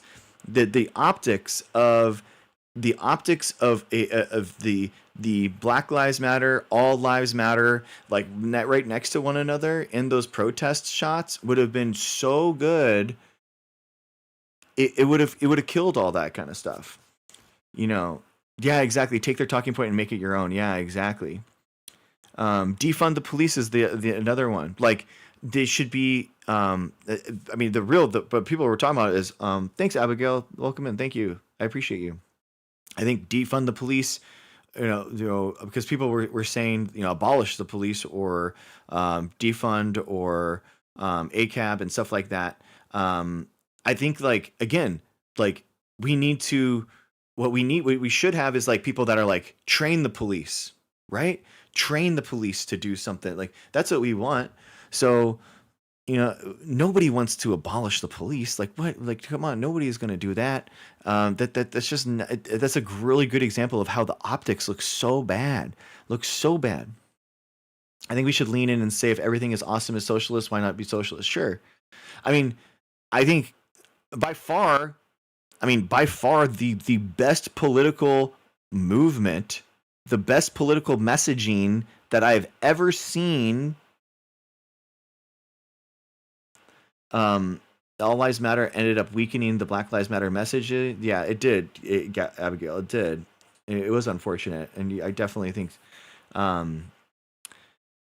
Yeah, I mean, in Scooter, like I want to abolish the prison system as it currently stands. Genuinely, I do. I think that we should be rehabilitating people, not incarcerating them, and that we should completely abolish the current system. But like, am I gonna like sit there and lead with abolishing the prisons? You know what I mean? Like that looks wild. That doesn't. That nobody's gonna like talk about that.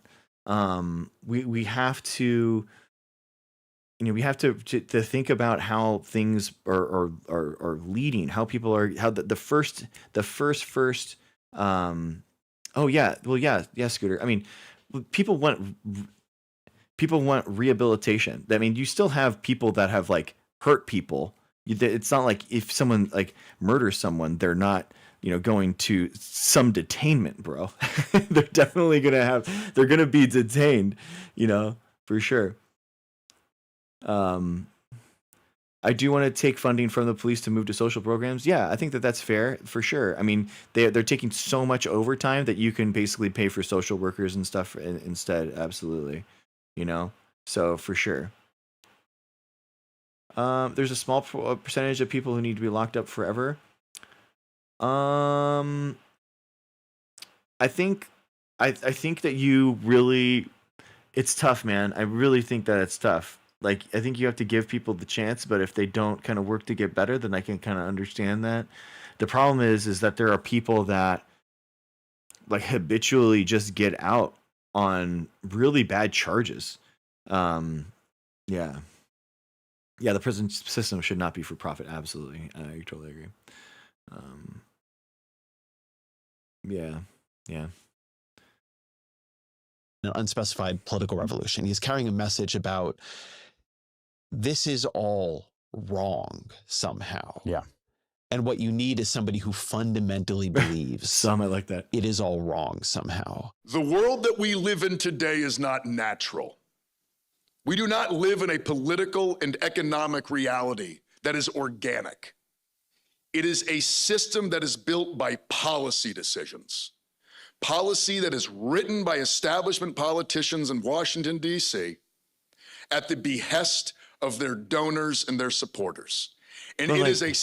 But like, I agree with him, but like, what is your solution then? Like, so you're going to be a politician that, like, how would your legislation look different? That's like, that's the problem. Like, what would you do differently? How are you going to, like, there's just nothing here when he talks, and it's really frustrating to me. I think, yeah, you have to help people. I mean, there's a really good show on Netflix. I mean, people, it's their trigger warning. It's gnarly. It's called The Worst Ex Ever. And it goes into a bunch of people that should be in prison. And these guys keep getting out and harming women. And they are predators against women. And it's atrocious. It's really bad. We should banning packs. The problem, Scooter, is that people we're past Citizens United. Like it's been something that was passed, and now we're at the point where Citizens United is kind of like old school. The super PACs are good for, basically, you have a 501c3, which is a charity, you have 501c4, which is the political arms, and then you have super PAC. And a super PAC is basically, it gets money through a 501c4, so you can basically donate to the super PAC anonymously in order to fund the political actions. The problem is that these billionaires and trillionaires basically have so much money now that they don't care about being outed. Like, how many of these guys just gave to Trump's ballroom? They're like, here's $100 million for the Trump ballroom. Here's $100 million for this. Like, they're not trying to, dark money this anymore. They have so much power through their capital that they don't care. They don't care. So super PACs are kind of like old school. They just like create LLCs. They just create businesses now, LLCs that just do the things that they want, and then that's it. Like Elon Musk just created an LLC that that ran Trump's ground game. Like that, that's what he did. He didn't need a super PAC in order to do that. System that was made to make sure that no matter how hard you work. I think we have to have public funding of campaigns, just straight up. I think that is the best way to do it. Like the public funding from the campaigns should be how we see how you can deal with a certain set of money, budget appropriately, and what you do with that. That is how that should be part of the campaign. Is the fact that we are giving you a small amount of money and now you're going to do this. Go. That should be what it is, as opposed to these increasing costs. But I mean, even still, guys. I mean, the election was in 2024. I think it was like $3 billion, like $1.5 billion on each side. It's really not that much money if you think about it. It really isn't. Like each campaign spent that much money. And then you had like Elon and all those kind of outside money spending it. So it's wild.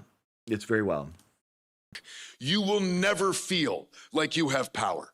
Power's for these people, and they're up there. They're qualified. They have the pedigree. They have the background. They're the ones that are allowed to make decisions for us. Don't worry ourselves. Let them take care of it. Well, I'm going to tell you right now, that story is bullshit.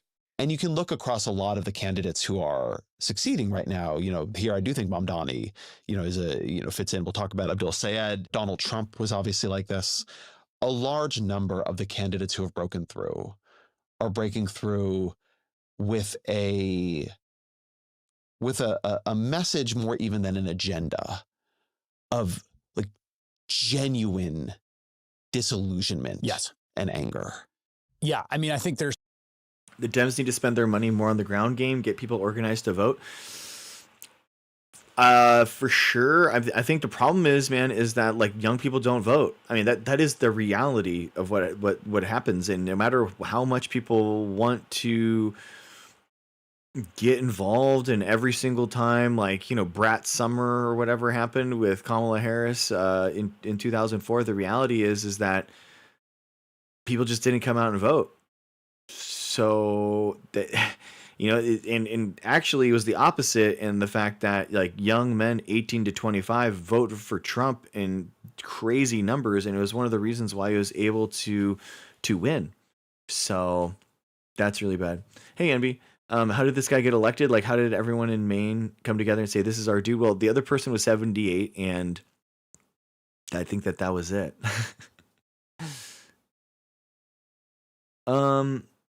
We've organized every day on campus. Yeah, I think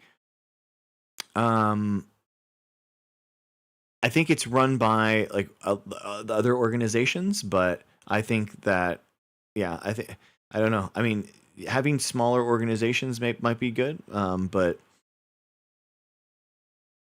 it's you're right in the fact that the DCCC doesn't actually get involved at the small and local level, and it is sad. And it started during the Obama admin, and now this is where we're at.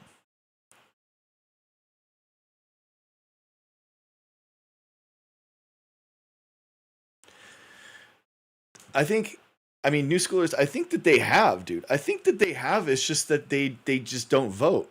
I think that they have done like Biden did a bunch of things. Like he wrote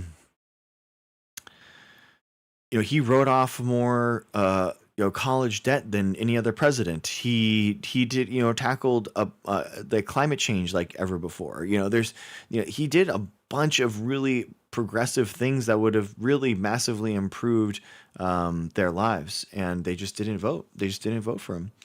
Platner suffered for years with untreated PTSD. After 4 tours, he's very open about the struggles. Oh, interesting. I didn't know about that. There's a few related questions. So one, I think people use the term populism, which I think gets probably as close as any to what we're describing as a tendency. Disillusionment, exactly. Frustration with a failed status quo, elite failure particularly. So there's a few interesting questions that flow out of that. One is, does that have a specific ideological valence? Can you be a moderate populist? Yes. Right? Can you be a centrist populist is one interesting question. Another is, can you channel the attentional politics when you are suddenly in the incumbent position? I want to pick up on something you said about being a moderate populist. You can be the younger candidates, guys, I think the black pill, and I know you guys aren't going to like it, but I think the problem is that the younger generation just doesn't see Trump as that big of a problem. You know, if you're 18, you know, he's been around for in the political zeitgeist for 10 years, you know, since they were 7 years old. They grew up with Trump. So they don't see Trump as that big of a deal. And that's the problem, is that like it's so normalized now for the 18 to 25-year-old generation, because they grew up with Trump as a political force in their life, the biggest political force in their life. And they have seen the Democratic Party just kind of rabidly anti-Trump, and they're like, oh, so this is what politics is now. So, you know, that's the problem, I think. Moderate populist. And you know how we know that? Because there was one in Maine. Right. The Democrat in the House representing the reddest district in the country is Jared Golden. He's a Maine member of Congress. He's a populist. He was a Bernie Sanders supporter. He is also a moderate. You know, he kind of famously wrote this op-ed about how Donald Trump wouldn't be the end of the world. Yep. Oh my gosh. See, it's stuff like this, dude. It's stuff like this. This is what I'm talking about. Like, this is exactly right. Like this. Like who, and what, he is the worst, most fascistic, like, change to American politics that's ever existed. And people are like, well, it's not that big of a deal. Like, what? Like, this is the black pill stuff, dude, where you're like, I see this stuff and I'm like, dude, there's no way. There's no way, bro. No way. About how Donald Trump wouldn't be the end of the world. Yep. He supported Donald Trump on tariffs, but he is also very, very pro-labor. He's very, you know, disgusted with politics. And he has existed in a kind of politically miserable existence. Yes. He's been holding a seat probably no other Democrat could hold. And in fact, he's leaving now. And he is this year getting primaried from the left. And he decided, I'm done. I'm retiring. You know, you could have imagined a world where the Democratic Party, you know, fell in love with this guy, embraced him, and elevated him to run against Susan Collins. And in that world, I'd be like, Susan Collins is gone. Mm-hmm. Like, she is gone. But I think the issue you see with Jared Golden and moderate populism is that you become very vulnerable in primaries. Yes. Because on both the right, but now on the left, I mean, the polling on this is really fascinating. If you look at the number of Democrats who said they were very liberal in, say, 1995, right? Oh my gosh. Most Democrats were not. Wait, very liberal is 17% in the 90s, and then 25% now, and then 2010. Wow, peak Obama. Peak Obama, people are just like very proud. This is the black pill for millennials. This was the moment that a lot of millennials kind of like lost their hope, for lack of a better word, because like the idea that Obama couldn't actually get anything done, and the Republican Party was so good at stifling such a huge movement in this country. You know, the fact that he had 60, and I know it was Lieberman, I know, like, I get it, but still, the fact that he couldn't get anything really passed. I'm sorry, the ACA, it's not that big. It wasn't that big of a deal. I'm sorry, it wasn't. It sucks. It sucks to say it. It's really embarrassing, but he just wasn't as, you know, like Joe Biden is 10 times as legislatively accomplished than Obama. And if you had told me that the Obama administration passed on paper what the Biden administration actually did pass, I would be like, whoa, my gosh, Obama's the best president of all time. This is incredible. But you just like, you get them flipped where Biden is uncharismatic, But he's incredible legislatively. Obama, awful legislatively. Great orator, great generational talent. And and basically here we are where Obama isn't actually playing the role that we need him to play. So it's very sad. Scooter. I mean, Obama had the public option with, and it was passed by Nancy Pelosi. So it was absolutely amazing, like what Nancy Pelosi was able to pass. People do not give Nancy Pelosi enough credit. Like during those years, if we were living in the world that Nancy Pelosi passed the House, we would be in a completely different space. It's incredible what she was able to do. Liberal or very liberal in 1995, like they self-described as moderate, and now it's like very liberal. It's very hard to survive, and it's also just very unpleasant. Yes, it's very, that part of it is a big part of it. Even if you can survive the day-to-day of being like yelled at by the advocacy groups on your side, by your own friends, the thing that you cannot seem to do right now is hold that together with being a successful candidate in primaries where you're having to appeal to a high attention electorate with very, very, very sordid political opinions. Yes. And you have, particularly in this sort of nationalized attentional atmosphere. I mean, that's part of it too. Like in another universe, no one online is paying attention to what Jared Golden's doing. Yeah, exactly. That's a really good point.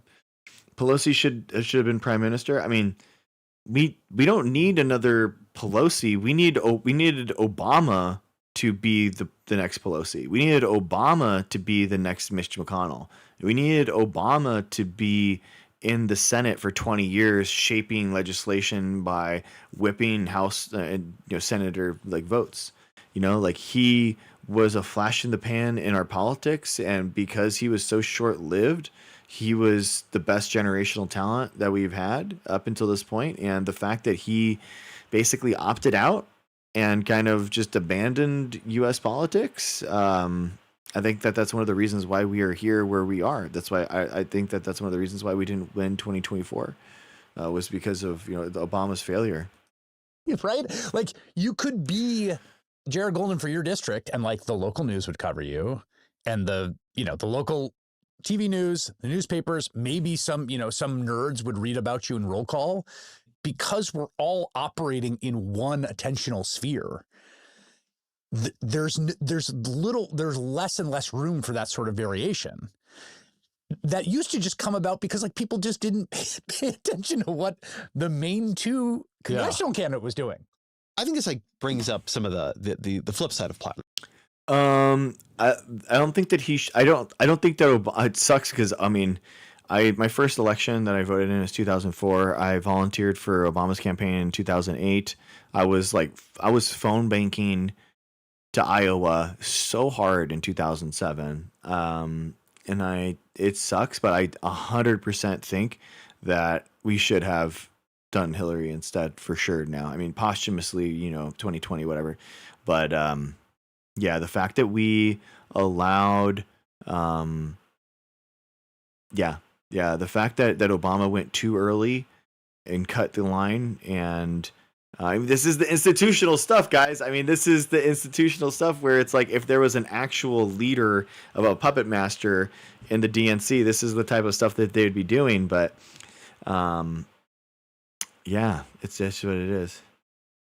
There you go. It's okay. I mean, Hillary was she was a great candidate in 2008.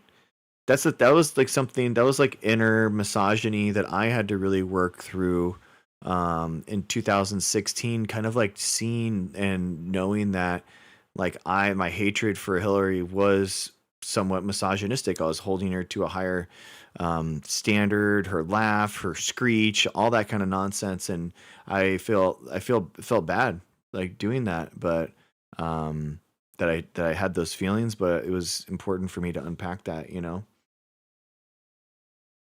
No, I don't. The thing is like how his family's been treated. Like he's being treated like that. His family's being treated like that outside of politics. and his whole legacy is now still tied with politics. So, the fact that it doesn't matter, you can't just bow out. Once you're president, you can't just bow out like that. So I think that that's the problem. I was fooled into thinking that she ate babies. Exactly, NB. Like, I thought that she was just an evil person, all this kind of stuff. And it's like, dude, the thing is that Hillary Clinton was just a successful, smart, attractive woman. Like, wow, guys, what is this trend? AOC, same thing. A young, smart, attractive woman. Oh my gosh. Kamala Harris. Wow, what is this? A young, smart, attractive young woman. Like, oh wow, I'm starting to notice a trend. Like, and they use the same type of attacks. So it's so rooted into like our patriarchal society that they tug on those strings and people fall right into line. It's gross. It's so gross. It's so frustrating.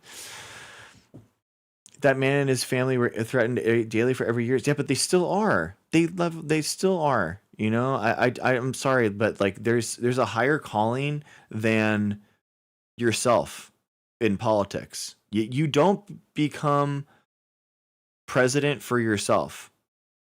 It's just not. I'm sorry, but like you are called to serve, and the country needed Obama, and he failed us. Like I don't think that we should be looking for saviors. I don't believe in kings. I don't believe that we should be looking for, these people that are going to come up and sweep all our problems away. But at the same time, like absolutely, like he had an onus in order to get involved and to do something, and he didn't do it. He chose not to. So it's not okay. Yeah. And one reason I think Platner is such an interesting figure to start with here is he represents both sides of the gamble being made, right? The high risk, high attention, charisma on the one hand. On the other hand, the point of getting this high risk candidate with a sort of anti-institutional life story is you're not getting somebody who has been watching his step for a long time, and you're getting somebody who's maybe misstepped quite a lot. So you've got the Nazi Totenkopf tattoo on the chest. just like, bro, just like that there was that's how it starts. You know what I mean? Like, bro, that's so embarrassing. Like, come on, man. Come on. There's nobody else in Maine, like, other than the 78-year-old governor and the Nazi tattoo guy. Like, you're telling me that that's it. Like, there's no, come on, man. There's no way. It's so embarrassed. What were Obama's blunders?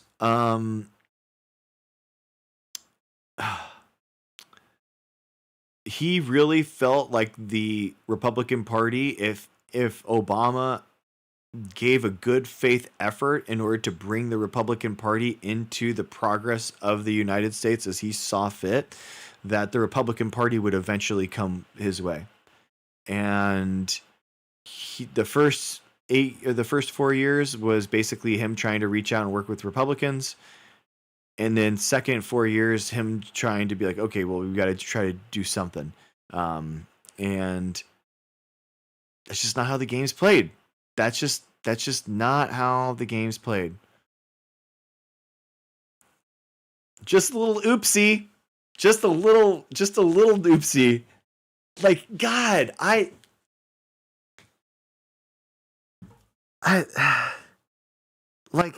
can't. It's just like, I can't even imagine. Pete Head does have a Nazi tattoo. I know, yeah, exactly. So it's just normalized. There it is. John Boehner, yeah, Boehner. He did refuse to work, yeah, and he got. I mean, but like Obama's failure again. You can see it when they unconstitutionally denied him a court seat in the Supreme Court. Like the fact that wasn't like the black pill moment for Obama, where he was just like, wait, what? You're going to deny me my constitutional ability to get a Supreme Court seat? Oh, hell no. And then he should have just, hey, it says advise and consent on this pick. You guys didn't choose to advise and consent. You think that he's good. I'm going with them. Boom. Like let the Supreme Court figure it out. You know, like you've got to push, you know, and he just didn't. So it's a very, very frustrating.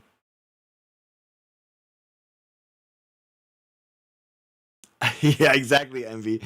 Yeah, I guess. I mean, the only justification I can see, I guess, is him being like a little too drunk with the boys or whatever.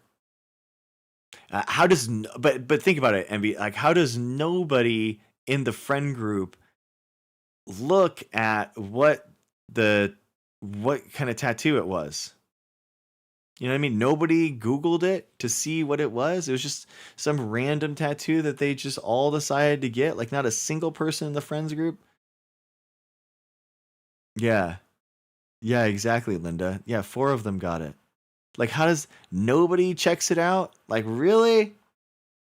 Come on, man. Pulsing question about whether or not he knew about that.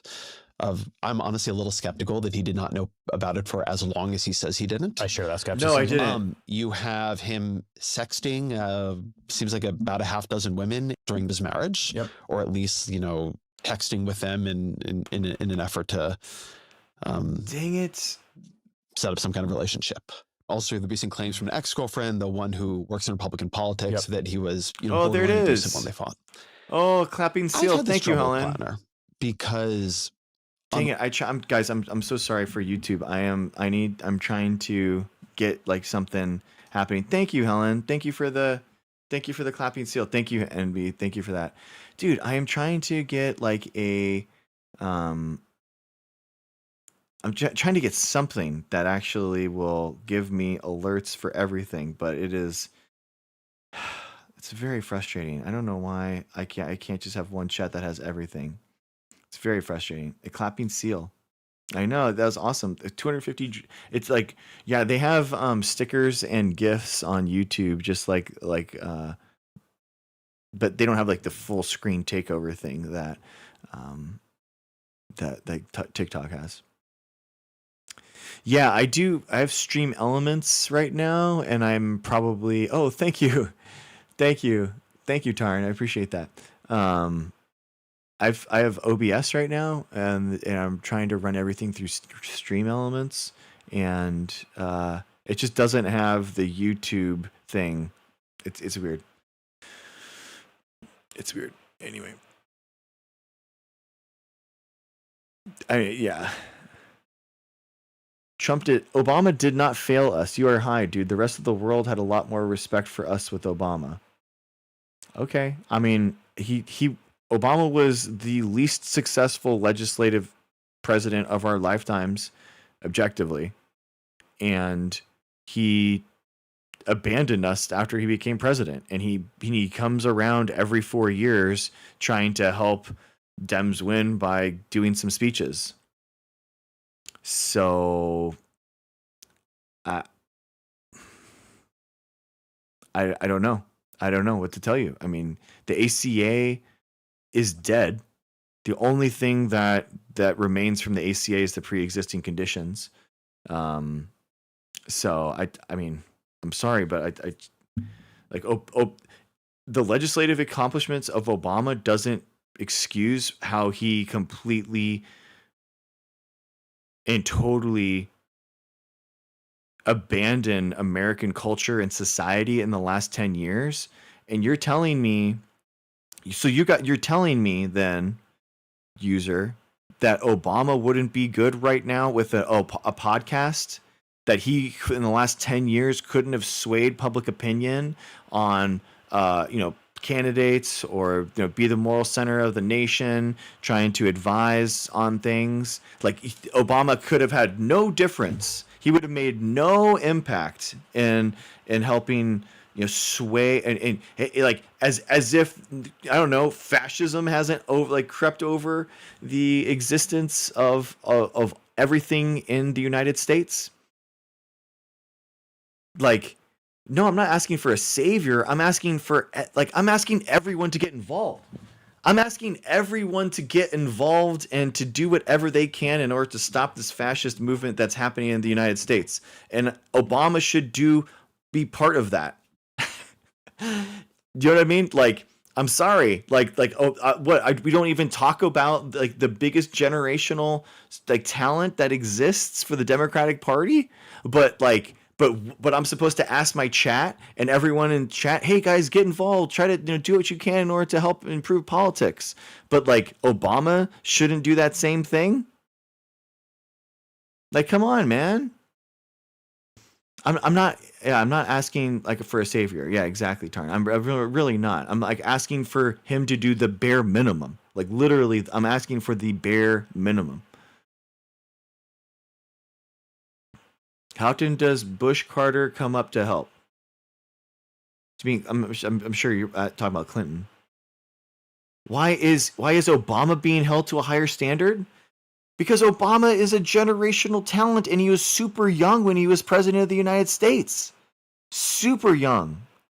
So like the idea that Obama being a young president, the whole idea was that after his presidency, he could have some impact.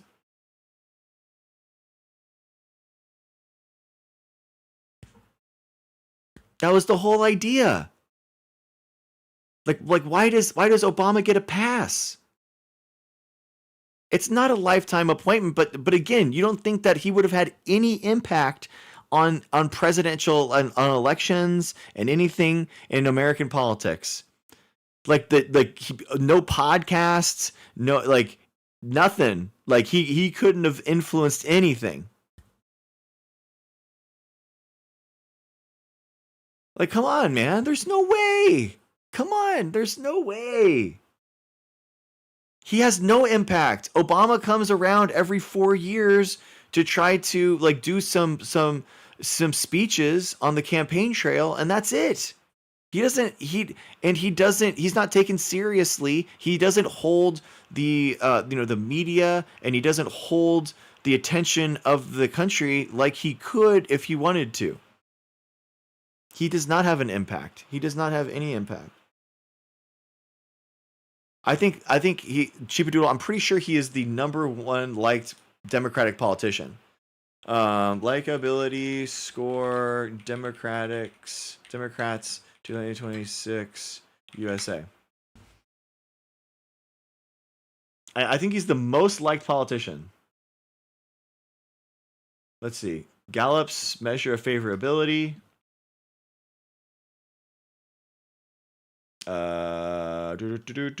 Nope.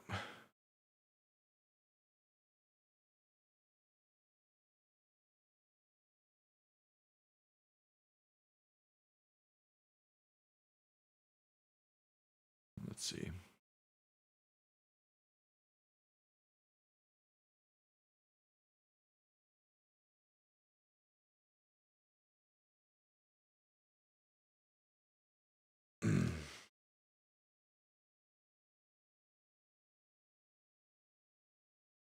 Bro, like, I'm sorry, but I mean, come on, dude. Like, come on. He's #1. He's the most liked politician in the country. No, he's not, Sheepadoodle.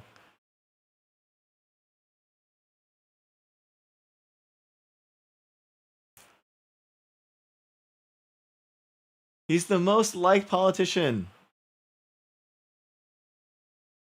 The most liked Democrat. Like, come on, man. Yeah, where's Mamdani? He's 40. Mamdani's at 40%. Oh, he's at Mamdani and Hillary Clinton is at the same. My girl. AOC and Mamdani are the same. Wow, that's wild. Let's see. Public politicians. He's the most liked politician. Democrats and Republicans. Like, what? He doesn't have any. You don't think that he's going to have any impact?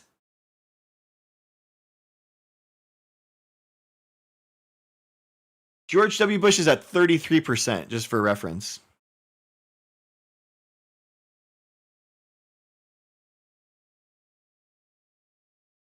He says Obama is as popular as Arnold Schwarzenegger.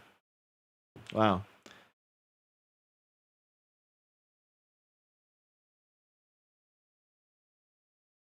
No impact. There's no way. There's no way. Why do we give him a pass? Why do we give him a pass?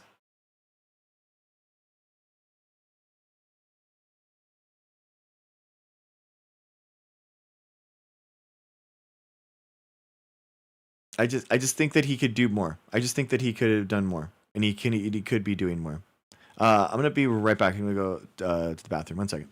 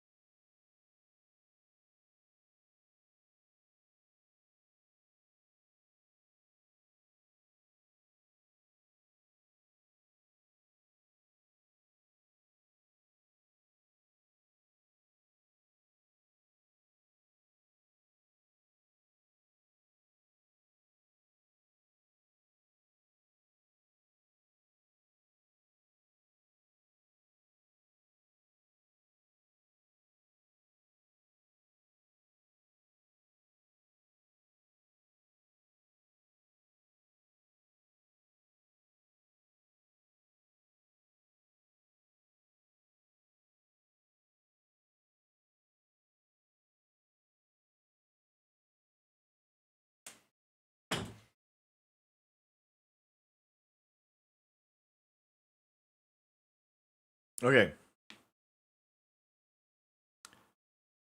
Do we all agree now? We all on the same page? I like Obama. That's why I'm sad that he hasn't. He didn't do it. You know what I mean? That's what I'm sad. Arnold, does Arnold have a podcast? Arnold, it speaks very openly all the time about politics. He's constantly making videos and stuff about the dangers of Trump.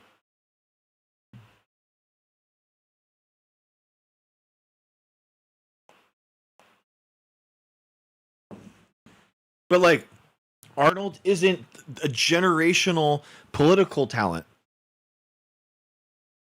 You know, like I think it's a little different. I mean, it's a little different, I feel like.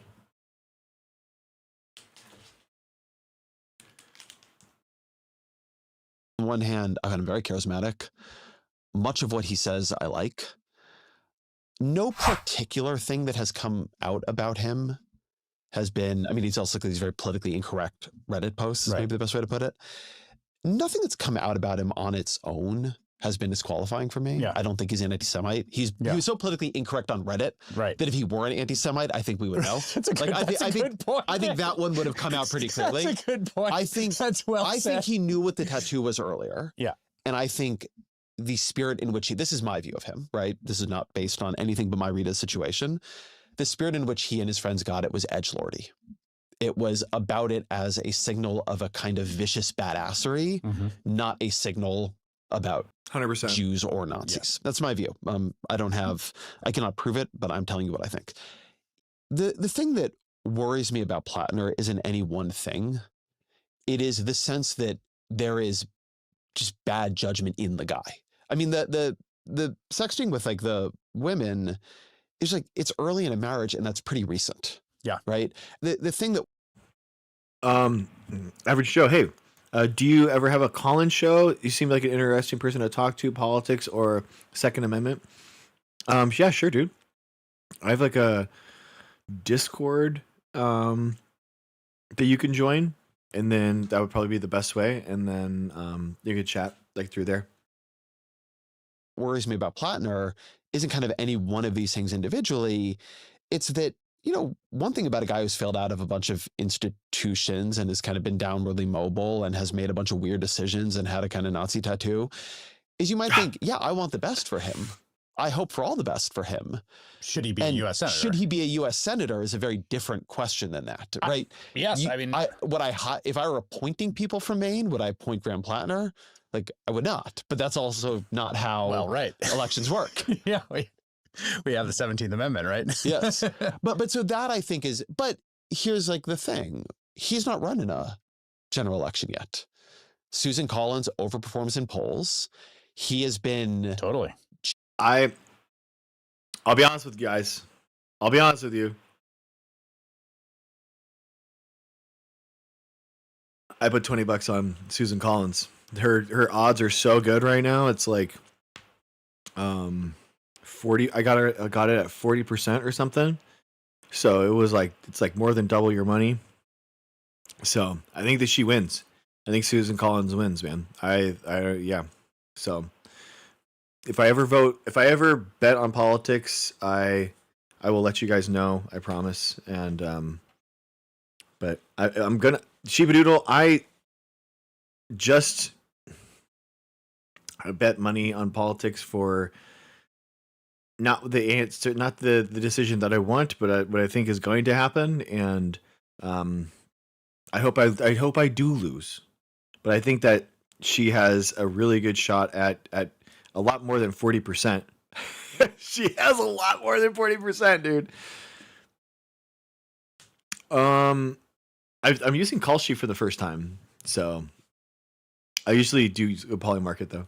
Generating attention and energy among Democrats and among particularly like the online left, and whether or not it creates an attack surface that, you know, you can attack this guy as fundamentally unreliable, which is what they will do, which is what they are doing with a lot of money. Yeah. If Democrats win that seat, I mean, it's kind of like, who is this guy too? Isn't she also old? Oh yeah. Susan Collins is 70 plus for sure. Susan Collins. She's spry, dude. She's spry, guys. A young 73. She's a young 73. Maybe this all looks genius. She's old. She's younger than the 78-year-old that the Dems were trying to run. So, man, if they lose that seat, I think there's going to be like a level of factional hell to pay. So, oh yeah. Let me say that I basically essentially share everything you said. like could and have made those arguments. Let me just, for the sake of this conversation, take the other side for a second. One is they did run someone in 2020 who was the most standard possible state legislator, no scandal to speak of, raised a ton of money, a woman, and she got her butt kicked. In fact, she lost by like, I think 9 points, right? Yeah. When she was up in all the polls. She was up in all the polls. That was wild. That was a wild election. About the race, but the other thing is, it's not like that was not tried against Susan Collins. It was tried. It didn't work. The second thing I would say, and this goes back to our risk thing, is there were like 5 people in that gubernatorial primary. They could have run for Senate. Just so everyone's here, this is what we were talking about. 2020, Sarah Gideon got smacked, dude.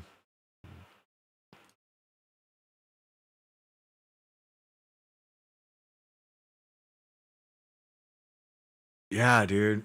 Ugh. Dang, dude. Young.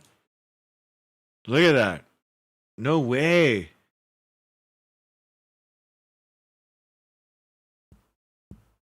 I don't get it.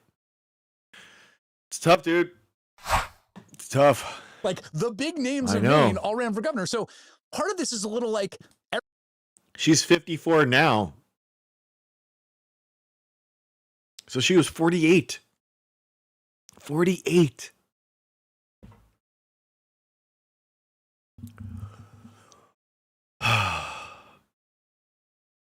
What could have been?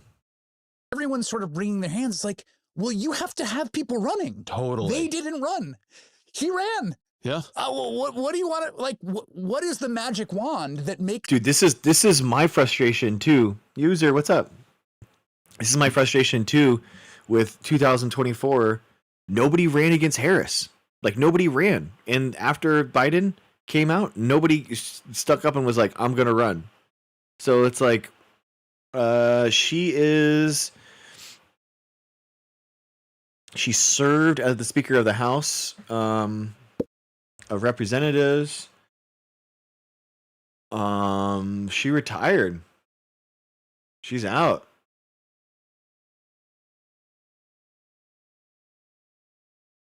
Oh my gosh. Guys, this is wild right here.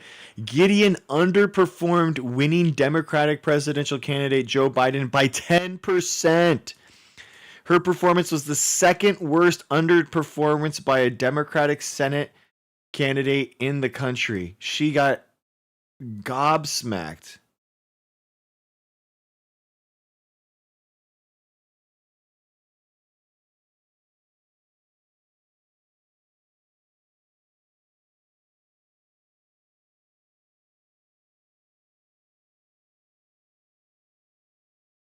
Wow.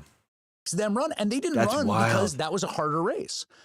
The third thing I would say is, I think there's a theory of the case here, and I'm not saying this is true. I'm just presenting it as a possibility, is that part of the brand problem for the Democrats has been excessive conscientiousness. Yes. That this is the party of essentially kind of like school marm tisk-tisking. Now, that's extremely gendered.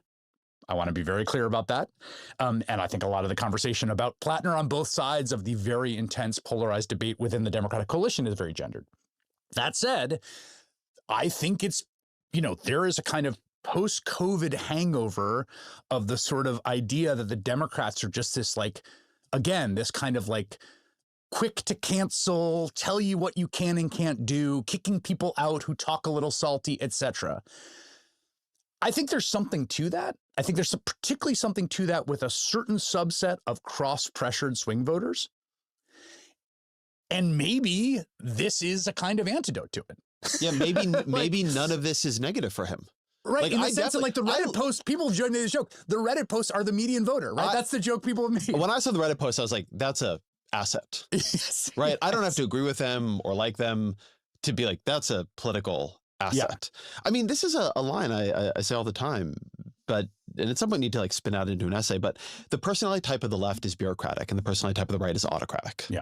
And those are failures, right? The left is another version of it that I use is the left is overformed by institutions and the right is underformed by institutions. I think it's well said. Yeah. Now you can imagine a world where Platner loses or doesn't win by as much as he could have? And the answer is simply like, you kind of almost got it right with him. Yeah. You know, you just pick somebody like a little too underformed, right? You don't want the straight A student and you don't want the kid smoking pot in the parking lot. Right, you need something sort of you need something sort of in between there. But the question is really, we're going to see a test of whether or not this works in Maine. It's going to be very, very interesting. Totally. To see how that plays out. Can I say two more things Please. about him? So one is, I think the way that I also think there's something interesting in how he has handled the last few weeks. He has been doing a lot of press. And I think this is another thing where you have to, if you're going to do it, you got to be all in, which is you're going to go and you're face questions and you're going to talk to people. And that is, I think, one of the lessons of our new era of the dynamics of scandal, whatever they are, is that attention moves very quickly. And if you embrace that and you're like, talk to people, you can move through things in a way that used to be very difficult. Yeah. And then the last thing I'll say about Platner, I think this is a really important aspect of his appeal. Yeah, it's Chris Hayes, yeah. People have talked about the fact, oh, he went to a private school and his grandfather was this famous architect and his mom has this restaurant. Dad bought his house. This is a guy who was enlisted. He does. An enlisted Marine. Yeah, it's all in with Chris Hayes. During the global war on terror, in multiple tours, fighting in really brutal circumstances. And here's why I think that's politically salient. He has an ability to, for lack of a better word, code switch. I think code switching is actually like one of the superpowers of a successful Democratic politician, because the Democratic Party is so varied and diverse and pluralistic. You have to move between different groups. And it's hard to learn how to do that without some organic experience in different worlds. Graham Platner really genuinely has that. It gives him that thing where he's able to talk to different audiences. Barack Obama really had it. Bill Clinton, Alexandria Ocasio-Cortez, all of these people, you know, Bill Clinton was like... That's interesting. Does Ocasio-Cortez have code switching at that level? I think she does, actually. Really? And I think one of the things that you... I don't know if AOC does. I think it's because of the misogyny. Like, I don't know if she's... Because the right-wing ecosphere, because of the patriarchal stuff, like, shit's so ingrained. Like, I don't know if she really is. See, also, you saw this with Obama. You saw it with, you know, they used to call Barack Obama in the right-wing press Barry because he was Barry in high school at a certain point. The idea being, this guy's inauthentic. He's not really who you think he is. He's pretending to be this thing. The flip side of that is, this is a person who's had many different experiences in radically different life worlds that has given this person an organic ability to connect across difference that proves to be this superpower in Democratic politics. I'm going to take a beat on Ocasio-Cortez here, because it's something I'm really interested to see with her. I think nobody knows if she's going to run for president. I'm not sure she knows if she's going to run for president. She is a tremendous political talent by any measure. But unlike, say, a Bernie Sanders, or as we were just saying, a Graham Platner, she stays away from disagreement. You do not see her doing what Bernie does, what Ro Khanna does. Yes. She's not on Flagrant. No. She's not out there with Lex Friedman. No. She just did a thing with More Perfect Union, which is like a lefty content producer, you know, talking to Trump voters, but in a very controlled environment, right? She's not on Jubilee, which Ro Khanna and, for that matter, James Tallarico went on. True. I think one of the biggest questions for her is actually whether she is comfortable. Yeah, that's interesting. Either switching into places that are What's up, James? How's it going, bro? Natural alliances for her, or being herself in those places. Gavin Newsom is doing this everywhere right now, right? He will go anywhere he's asked, and he particularly wants to go to places where it's going to be unusual to see him there. She runs a very, very, very, very careful operation. Yes. Yeah, exactly, guys. Optics. She's optics pilled, dude. You have to have your own image of your own. Yeah, you have to run it. It's so important. If you don't care about your optics, then you got nothing, especially nowadays. And often when she is in spaces where she's not comfortable, like the Munich conference, security conference, it can get hairy for her. She can sort of fumble. And Congressman, I'll start with you. Would and should the U.S. actually commit U.S. troops to defend Taiwan if China were to move? You know, I think that this is such a, you know, I think that this is a, this is of course a very longstanding policy. I mean, if I were her advisor, and I'm not, I think that was rough.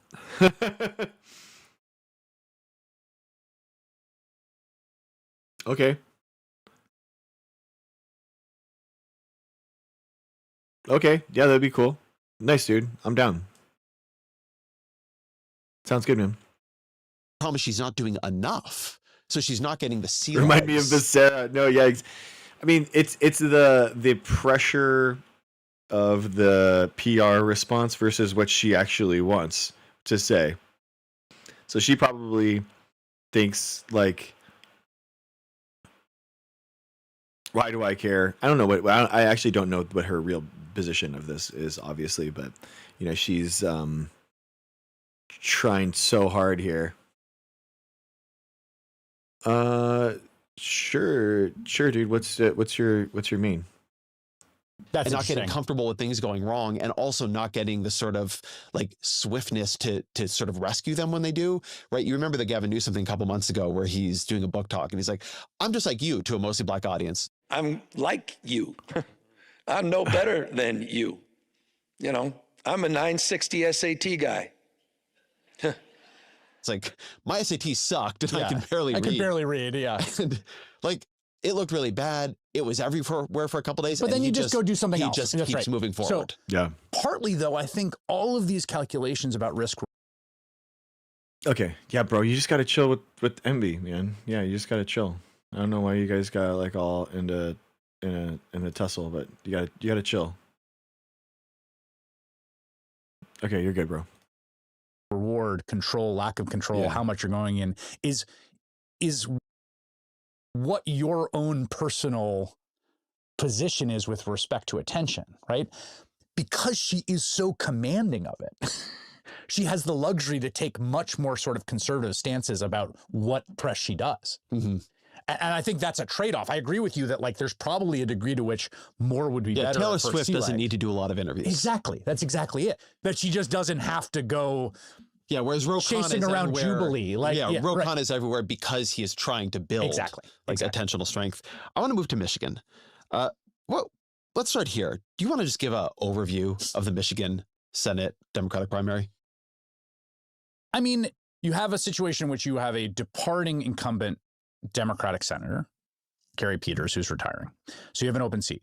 You have a very, I would say from the Republican perspective, high quality recruit for the Republican side, who is Republican Congressman Mike Rogers, who is truly out of like normie Republican kind of central casting. Like if you're trying to win a swing state, he is not, you know, he's not some Peter Thiel weirdo who's going to do an ad with his gun silencer. This is designed to kill people. What? I'm Blake Masters. I'm running for the U.S. Senate in Arizona. And then on the Democratic side, you've got Abdul Sayed, who is a really fascinating dude who was a public health official in Detroit. He's a Rhodes Scholar. MD, PhD. MD, PhD, incredibly credentialed has dude. Run statewide and lost for governor. Exactly. Wow. But is very, very charismatic. Extremely bright, too. Had a Crooked Media podcast. Podcast. Really? I don't know if you've, I've spoken to him at length. Yeah. He's an incredibly impressive dude. Yeah, just incredibly in terms smart of like, guy. he's a really smart guy who knows a lot of stuff. You have a state senator, Mallory McMorrow, who has been kind of like I would say like a charismatic up-and-comer in national politics, even when she was a relatively obscure state rep. Yeah, starting with this big speech she gave after being accused of being a groomer. Yes. So I want to be very clear right now. Call me whatever you want. I hope you brought in a few dollars. I hope it made you sleep good last night. I know who I am. I know what faith and service means and what it calls for in this moment. We will not let hate win. I remember she also this. has good video content. Yeah, she's very charismatic. You know, like a year ago, if I were doing this, I'd be like Mallory McMorrow, like one of the big attentional, emergent attentional stars. Yep. And then you have the person who I think there's reporting to indicate that I think, and it's probably true, that Haley Stevens, who's a sitting congresswoman, who is, I think, probably the establishment choice. To the it seems like she was recruited by the establishment in part. And what's happened is she has not taken off. And she's not, of the three candidates, whatever you think about Haley Stevens' issue positions, her qualifications, whether she'd be a good senator, like I think she's the least attentionally gifted of the three. And I think the polling indicates that right now Abdul El-Sayed is probably in the lead. He's gotten a huge amount of benefit from the Bernie faction of the party. Streamer Hassan Piker, who came and did a rally with him, which was both controversial but got a ton of attention. And in a first past the post primary split field, what do you have to get? You got to get 30%, 35% of the vote. 38% of the vote. Yeah. So I want to talk about this primary because first, in one way, Abdul El-Sayed is like the opposite candidate from Graham Platner, right? He is attentionally capable, but he is not a outside the institution, right? Like, is a guy he taught at Columbia, a Rhodes Scholar. He's like, I don't know who you're talking about, Alan. Ultimate brass ring of credentialing in the American meritocracy is worn on his hand. Yes. He has run before and lost. When people talk about candidates who have wanted to be in public office for a very long time, he is one of those candidates. Yes. And if you look at the polling in this race, you look at Polymarket or Kalshi in this race, you can see that he did not walk in and start dominating it. What happened was that he started centering Israel and Gaza. Hassan Piker coming was part of this. And the role Piker played in this, to me, when the way at least I observed it happening, is not that it was Piker's endorsement or something that mattered. It's that Piker himself was so controversial that outside groups like Third Way and then the other two candidates attacked. Yep. And in attacking, they centered Israel and Gaza, which turned Israel and Gaza is like an attentional superconductor. Yes, it is. Right? It is like no other issue, with the exception maybe of Donald Trump himself in American life. And for an engaged Democratic primary electorate, Abdul El-Sayed is more on the right side of that issue. Yes. And so I think you're seeing something that's going to be very important about attention. It's like there are certain issues in any moment. Like his background, the way I came to know him as a political figure is Medicare for All. Yeah, right. He emerges in politics, Bernie Sanders guy. Hey, and his whole thing is Medicare for All, and like he still believes in that. And like from a public health, from a public health perspective. Yeah. From Michigan. What has happened here is that there. I wonder what hi Lauren, how's it going? I wonder, are they really trying to pass Medicare for all or is he's saying that he wants to, that's the issue that he's trying to talk about? Like, hey, Ducray. A lot of attention. Oh my gosh, Linda's here too. Oh my gosh, what's up? Everyone just got the defining issue. Came in. What's up? And Michigan, obviously, very big Arab population, right? So, and also the Haley Stevens component of this, right? Yes, because I mean, we should give the backstory here. This is Chris Hayes and Ezra Klein. So my main theory of politics right now is that everything is ran through these algorithms and apps, and social media basically have more impact on politics and our reality than anything else. And Chris Hayes wrote a book about the attention economy, kind of talking about how attention has an influence in our politics, and they're kind of like talking about it. So it's just like an interesting conversation about just the thank you for the heart, Mies, guys. Oh, thank you, Missy. Thank you for the heart. Yeah, it's just been cool to just thinking about it in these terms. They were talking about Platner before, and now they're talking about the Michigan Senate race. Haley Stevens primaried Andy Levin. Andy Levin was this, labor organizer and very kind of two-state solution, Israel critical, Jewish, lefty synagogue president. Synagogue president. What? Who had like a ton of AIPAC money dumped on his head. Yeah. Because he was insufficiently loyal to essentially the Netanyahu line, and Stevens knocked him off as part of that effort. And the other thing I would say is, and I think this is incredibly dangerous for the folks who spend their time worrying about America's relationship to Israel and defense of Israel. You have a situation in which you have kind of stacked these different things atop each other, where it's like money and politics, the establishment, the failed status quo, the pro-Israel lobby are all stacked atop each other and very hard to disentangle. And so being the populist insurgent against the status quo, your criticism as Israel, your criticism of the war on Gaza, your views on that puts you across these incredibly salient divides that sort of reach up and down from the actual issue of Gaza. And I wrote and a piece Israel. on this when all the attacks were centering on Piker. And one of the points of that piece was that it is going to be very, very, very important to break the effort to conflate anti-Semitism and anti-Zionism. And it is going to only become more important as Israel's actual actions make anti-Zionism a more popular and like morally compelling position among progressively minded people. I mean, look, you can look at polling of young Jews, right? How many of them want a one-state solution? It's pretty high now.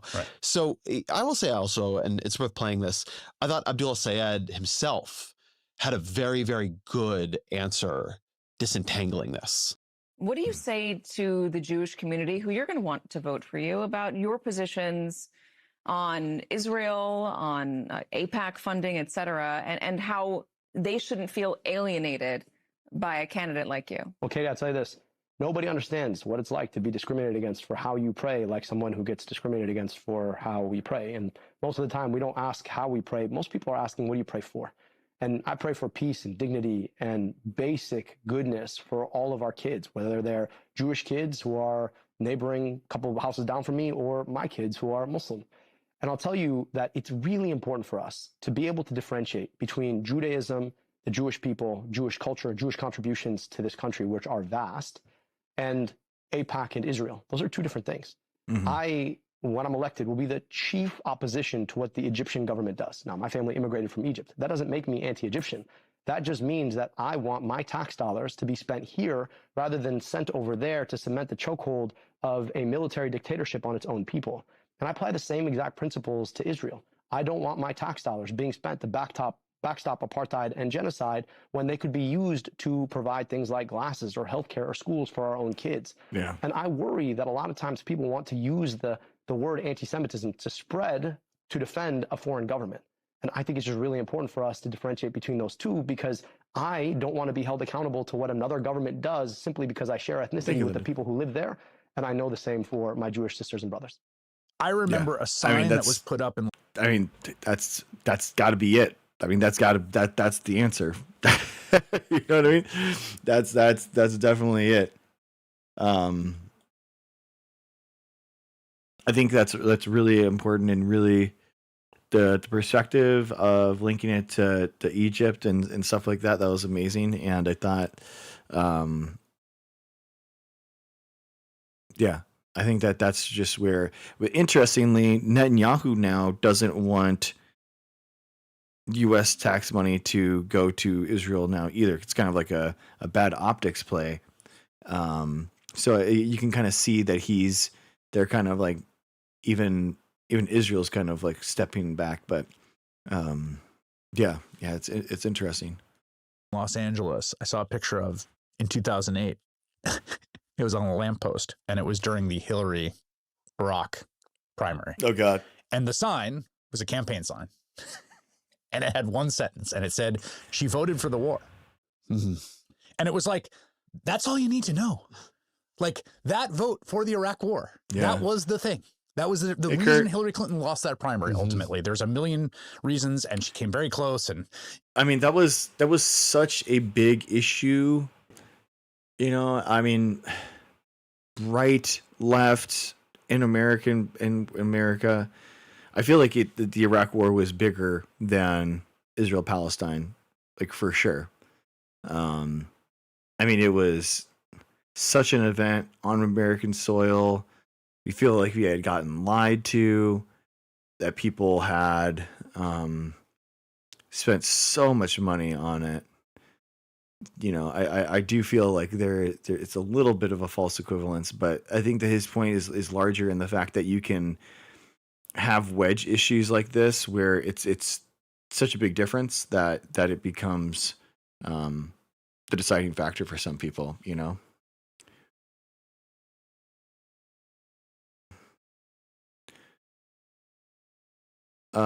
Yeah, exactly, Scooter. Yeah, maybe Jorge. Relitigate it, but that was the thing. I know a lot of particularly like older Jews who will say to me, I don't understand why Israel gets so much attention. Right. You know, look at what China's doing to the Uyghurs, and one of the things I say is that I do get really frustrated about it too, guys. I'll be honest with you. Like Sudan, we talk about it here a lot. Sudan, the civil war there, the 1 million people that have died, majority women and children, like how it gets no coverage whatsoever, especially considering that we cut USAID funding, which was only 2 funding sources that area got in aid.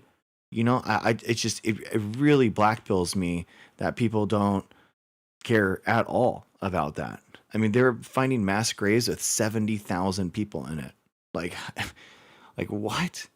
You know, so I feel like I don't, if we care this much about like foreign policy and the exploitation of people and genocide that we should care about, obviously.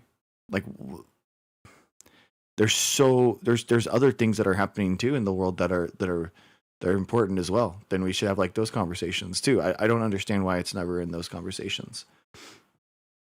Sorry, Black Pill is like the idea of, I've been saying a lot today, I think. Just nihilism. Black Pill is just like this is the worst thing that can happen. There's no way to come back from this kind of thing like that. Yeah.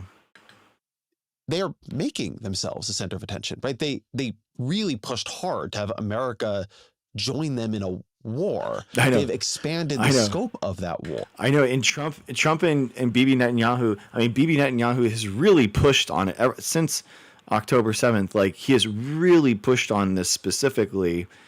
And then Trump and him are kind of like raiding the candy store now. We're in this war with Iran because of Israel. So it's like, I mean, I think Ezra's point here is completely correct too. It's like this is why it does seem so disproportionate, because there's just inundated with new stories about that area of the world, and Trump and Netanyahu are genuinely just, they're unhinged. They're unhinged together. It's like, yeah, it's just like a nihilistic, like taking the black pill is like there's no hope kind of thing. Or they have allowed just constant, in addition to Netanyahu saying he wants now 70% of Gaza, they have like allowed and enabled and protected and caused like a constant stream of atrocities out of the West Bank. You can support what Israel is doing, but I don't think you can deny that it's going to come with a tremendous cost. I know. Yeah, user Ebola. It's wild. Ebola. Yes, Scooter, you have to apologize. So,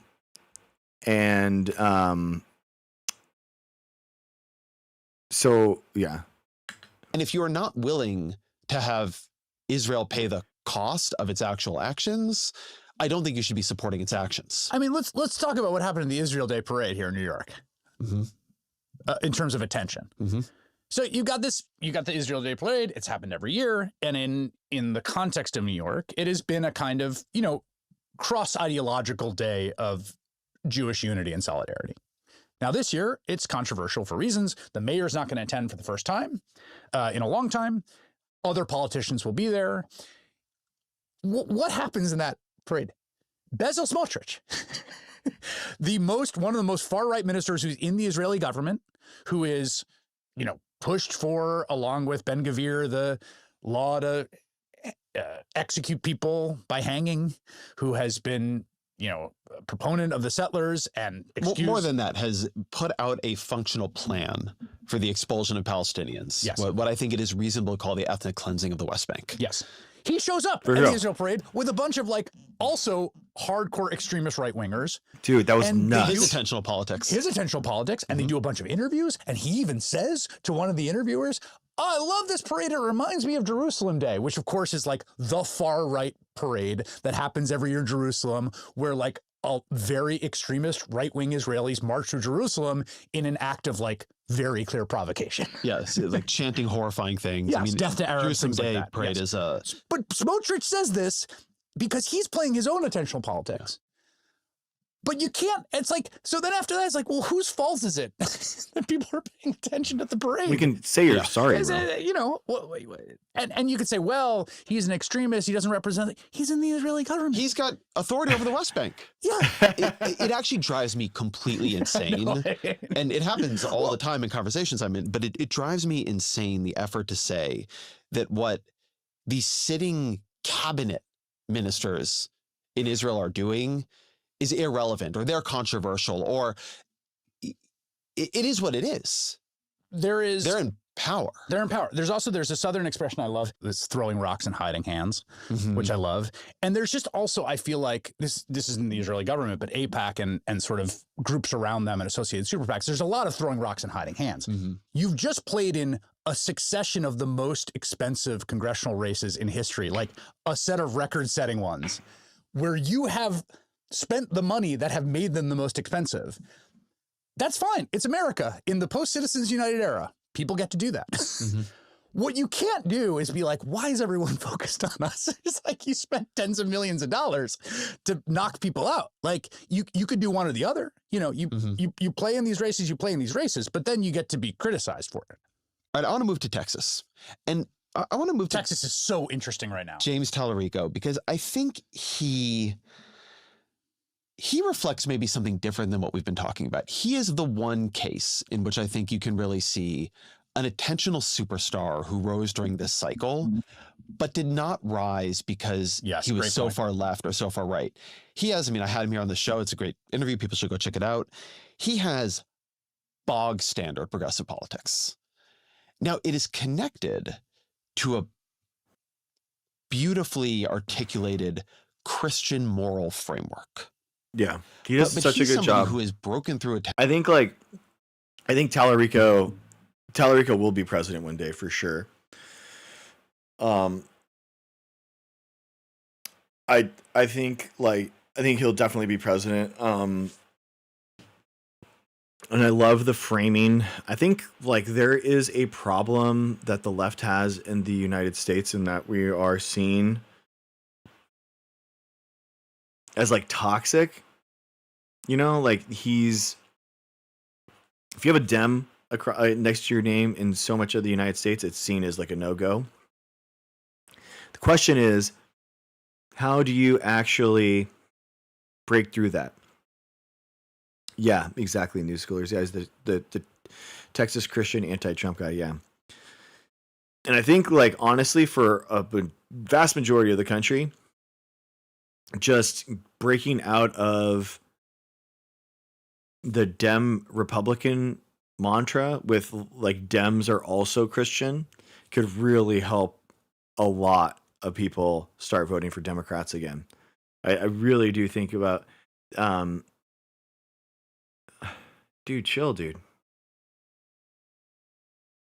Oh, I know. What are you doing? What are you doing, Scooter? Oh my gosh, dude. It's crazy, dude. What are you thinking? Why are you...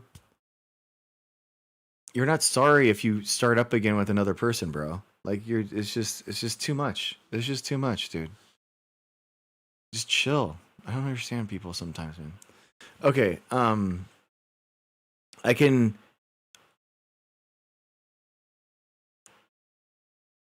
see why people would want to actually get involved with the Democratic Party if it's in that moral framework, I that makes more sense to me.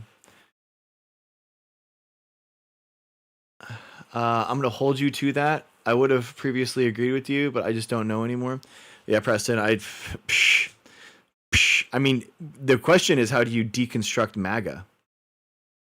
That's the thing. I mean, does it just never happen? And we just wait for these people to lose their life over time, naturally, of natural causes, you know? I think like the Republican Party is 30% MAGA. So how do you deconstruct the other 70?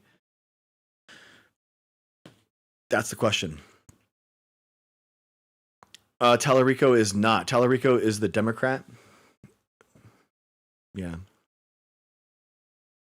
So, but he has a good chance. Tallarico has a chance of winning the Democratic primary for sure. I mean, he won the primary. He's in the general election. But my goal is for Tallarico to get those 70% of Republicans that aren't MAGA or that still voted for Trump, but are at least, you know, they're exploring other candidates in the primaries to actually like Tallarico, you know? Tallarico? Not by being very far left. Yeah, he's interesting. Right. He's in India. If you've never heard him speak, you should try listening to one of his speeches. It's interesting. How do you feel about Tallarico saying God is non-binary? It has to be true. I mean, God is a non-omnipresent, omnipotent being. That it has to be. Like, it has to be true.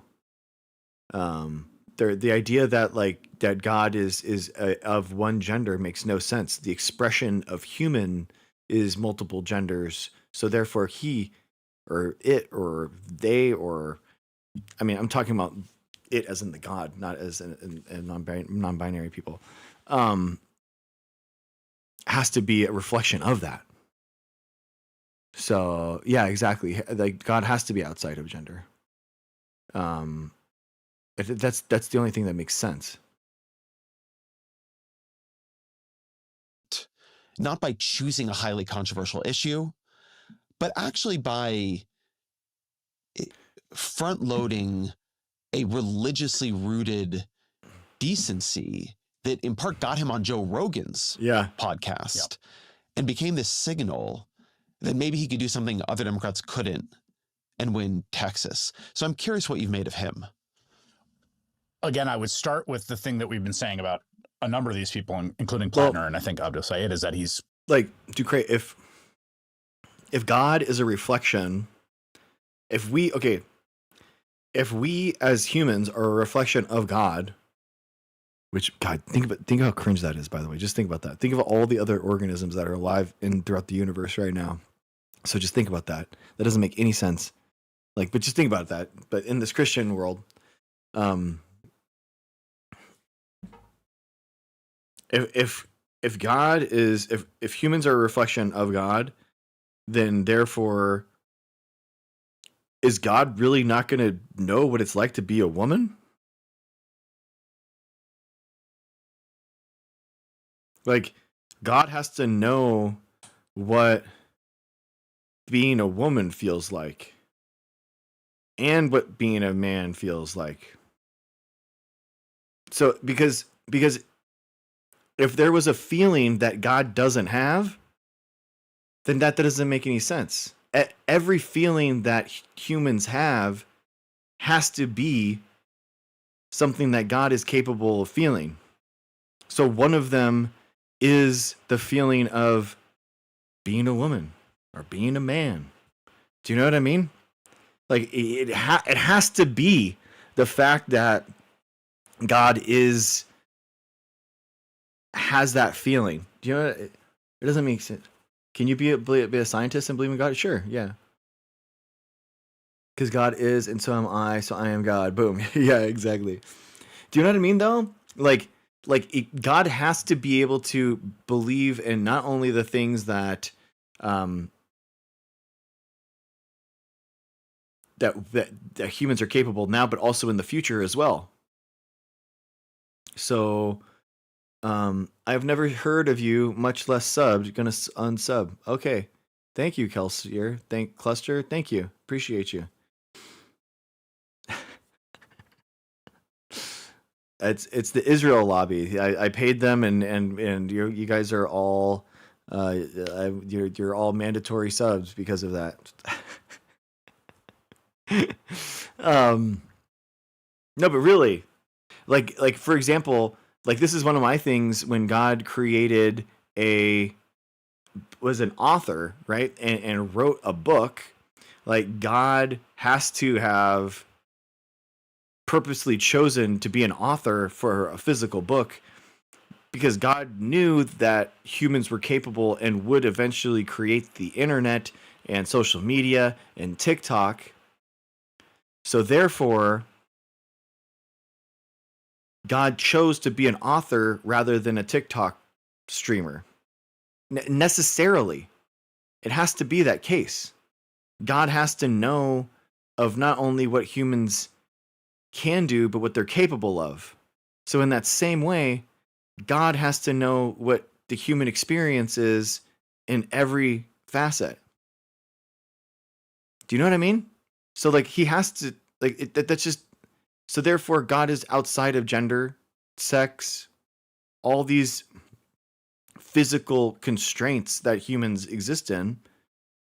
It is necessarily that God exists outside of that.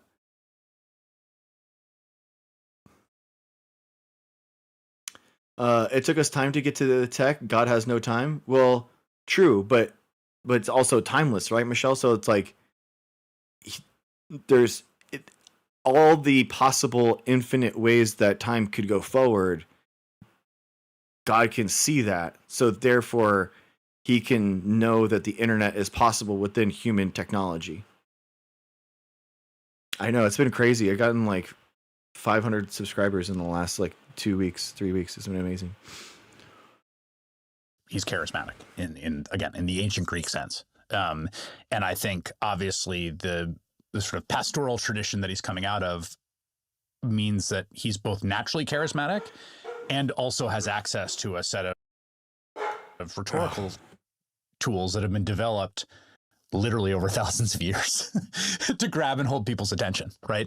So I think that's a huge part of what's going on. And again, I think that connects to this Back to the Future theme that we keep coming back to, which is like, you can't just raise money and run ads, right? Oh, I gotta do this for 1 second.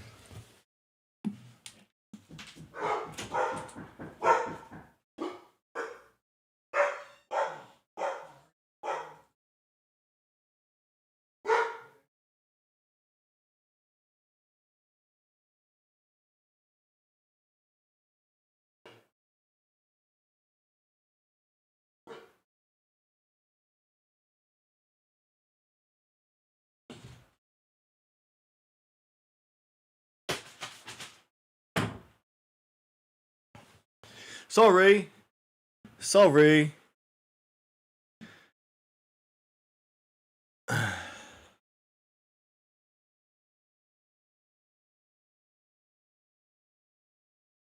If you want to be successful, you got to have something going on about how you grab people. And he clearly has that. I think you're totally right that he's a unicorn in that it's not connected to that kind of populist message in the same way. He is, I think, a populist, and I think he's very much framing himself as a sort of insurgent outside the status quo, but he's really not relying on any kind of us versus them framework. I mean, he does a little bit of like the billionaires, yeah. but it's rhetorical. He does a little bit of the billionaires. But how can you not, man? Like that is legitimately not him doing a shtick. Like that is legitimate, bro. Like how could you not? How could you not? You know what I mean? How can you not?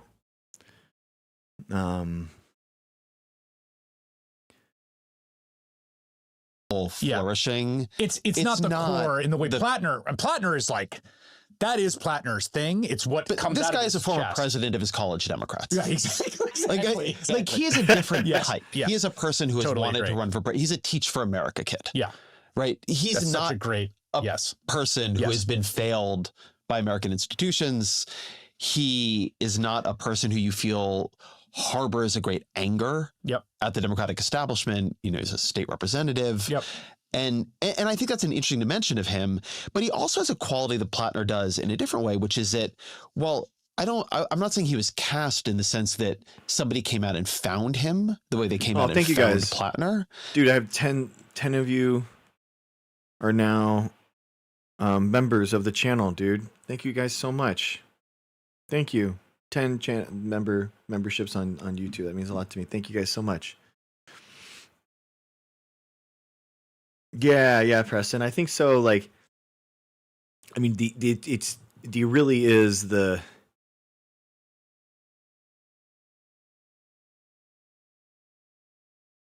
disproportionate power of trillionaires is so pervasive in our society that you are every political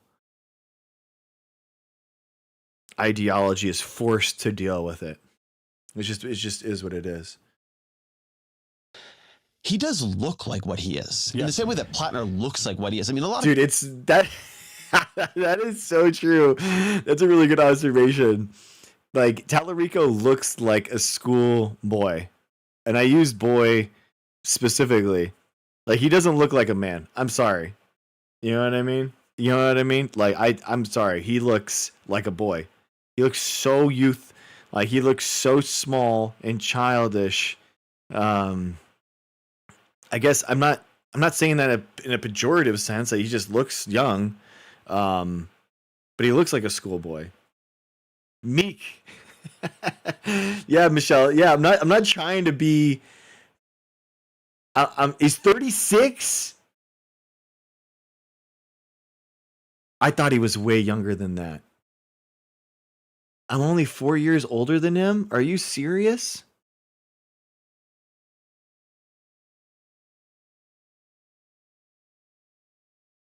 I thought he was way younger, Envy. That's crazy. I thought he was in his 20s for sure. Wow, that's wild. I had some hope for him. I was like, maybe he's still got some time to develop, you know? Maybe his balls are gonna drop still. I don't know. Yeah, I was thinking 20s. I was like, maybe he's just a late bloomer, you know, and he's gonna grow into his chest hair, you know? Like, I don't know. I don't know. Whatever, guys. Whatever. He should get his blood work done. That's all I'm saying. Get some blood work done. Try testosterone for the first time in your life. I'm sorry. This is all so. This is toxic masculinity. This is what I'm doing. I'm doing toxic masculinity. I am so sorry. He needs to be on TRT. Tallarico.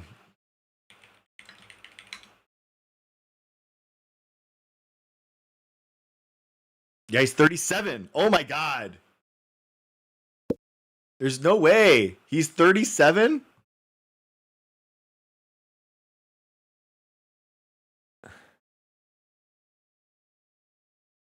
He's 37. I'm 30. I'm 3 years older. 2 years older than this guy. I'm 2 years older than this guy.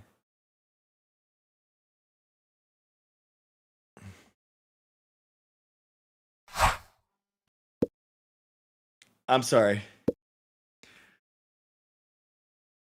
Dang. What's his secret? Oh, okay. He looks like he's 12. People come after me for my looks, bro. I'm sorry, but I would rather be silver-haired than Tallarico.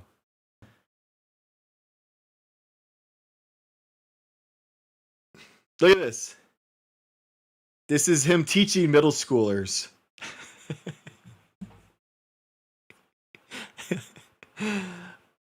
Like, was he teaching them? Who's teaching who?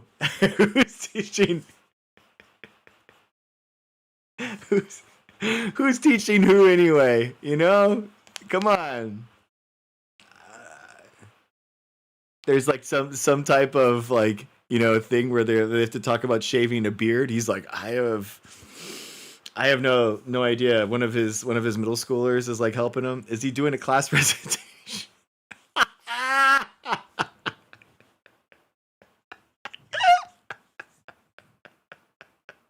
Oh my god. He was 24. Wow, I thought he was 24 now. Thank you, guys. This is so toxic. This is so toxic and bad. This is bad, guys. We are bad. We are bad. I mean, for sure he's going to be president one day. For like 100% he will be president.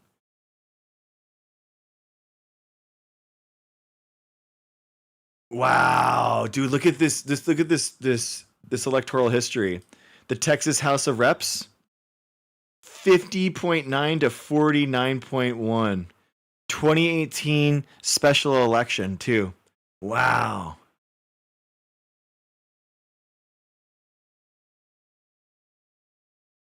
Another close election. Look at this. 2020 presidential year. 51.5, 48.5. So he hasn't won by more than 51.7% yet. 2022. Wow, he gets 76. They like him now. They like him a lot more. Is it the same district? 50th district? Oh, they redistricted him. So he's in a safer district now. No. Yeah. He went to the 50th district. So now he's a 100% incumbent. Now he's safely Democratic. Dang. Oh, I've donated to his campaign. I donated to his campaign. I mean, the road to a blue Senate is through his campaign, and it's been all my life that people have always talked about. A purple Texas, and what? Chill, Preston. Chill. Okay, everyone should subscribe to my YouTube, and then with the pennies afterwards, kick some back to Tallarico. I'm just kidding.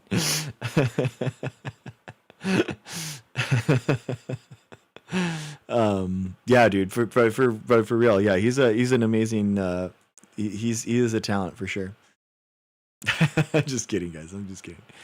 People are oyster farmers or lobstermen, but they don't. You wouldn't see them on the street and think, well, you definitely spend all your time on the water, right? Yes. And Platner looks like a seaman. Yes. And Tallarico, like you would. We just went from middle school jokes to freaking Ezra talking about semen. I'm so sorry. What are we doing? What is this? Middle school. This is middle school hour. It's like the witching hour for middle school jokes. Cast him as a pastor to play the idealistic young pastor. Yeah. Like rooting out corruption. Yes. In a complicated church. Yes, exactly. He just has the whole. You could put him in a scene and there will be blood. And right, exactly. And he rises, by running his social media strategy, which, eventually gets him on Rogan. And I think that he also reflects this yearning people that I think is really powerful. No, he's talking about Platner looks like someone that works on the sea. He's a fisherman, but then he's talking about, yeah. Now is underplayed, which is not just for populism or radicalism or even inspiration, but in the Trump era for decency. Totally. And there's a yearning for public virtue, which I think is a sort of funny inversion of some of the politics of our, our youth. I'm starting to talk a lot about virtue on the show. Yeah, and I'm thinking about a lot about virtue. I think that's partly the experience of Trump. It's partly that I'm a middle-aged dad with 3 kids, and I think a lot about moral instruction. And particularly a moral instruction in a world in which the most powerful and famous figure in the country is a moral. Is that true? I mean, I just had to look it up. I just wanted to make 100% sure that we're all in the virtue is a disposition, attitude, or character trait of excellence that drives morally good character. Is that what we're talking about in the Democratic Party, though? I don't know, man. I don't know. I feel like the virtue is what the Obamas had and everyone's over it. I feel like it's gone the other way. I feel like people are like, what are we doing with virtue? You know what I mean? I don't know. That I think that he is basically a perfect amalgamation of what's needed in Texas, but not someone that's I don't know. Cultivating virtue, the opposite of vice, enables individuals to choose right actions and lead flourishing lives, making it a cornerstone of human philosophy, ethics, and character development. Excellence of the soul. Aristotle argued that the virtue is a golden mean, the perfect balance between the extremes of excess and decency. Is it virtuous in order to squash fascism? I think that would have to be it. I guess like I'm thinking timidity when I'm thinking virtue for some reason. Right?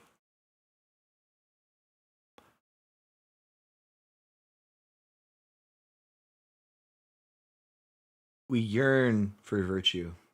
Interesting. How a politician should behave. Well, that doesn't work. We need to get better at this game. It would be. Yeah, I agree. I agree, MB. It's just, I feel like so much of democratic politics right now is a timidity that I'm just like so bored with. You know what I mean?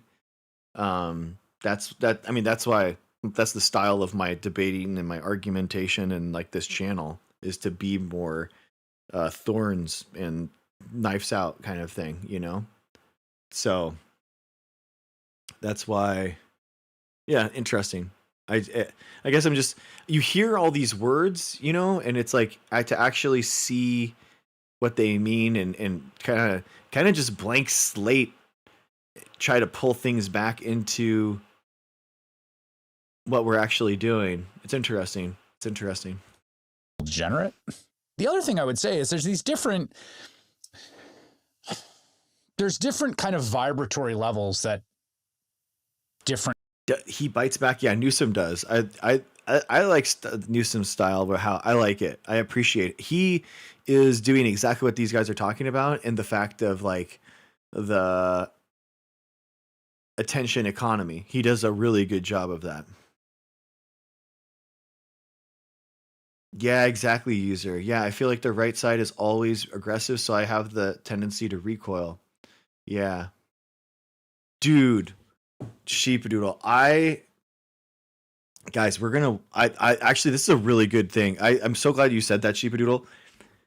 Hunter Biden, I fucking love Hunter Biden, dude. I've watched some of his stuff. Some of his interviews are so good, dude. He is so smart.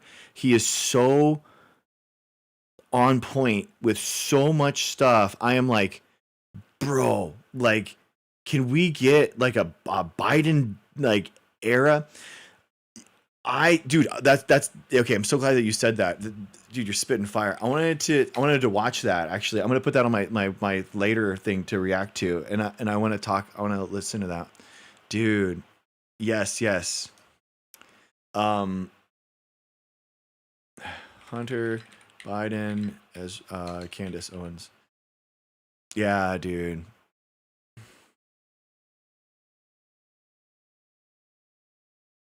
Oh my gosh, it's a 2-hour debate. Oh my gosh. Dude, what is up, guys? He's doing the jean shorts and jacket again.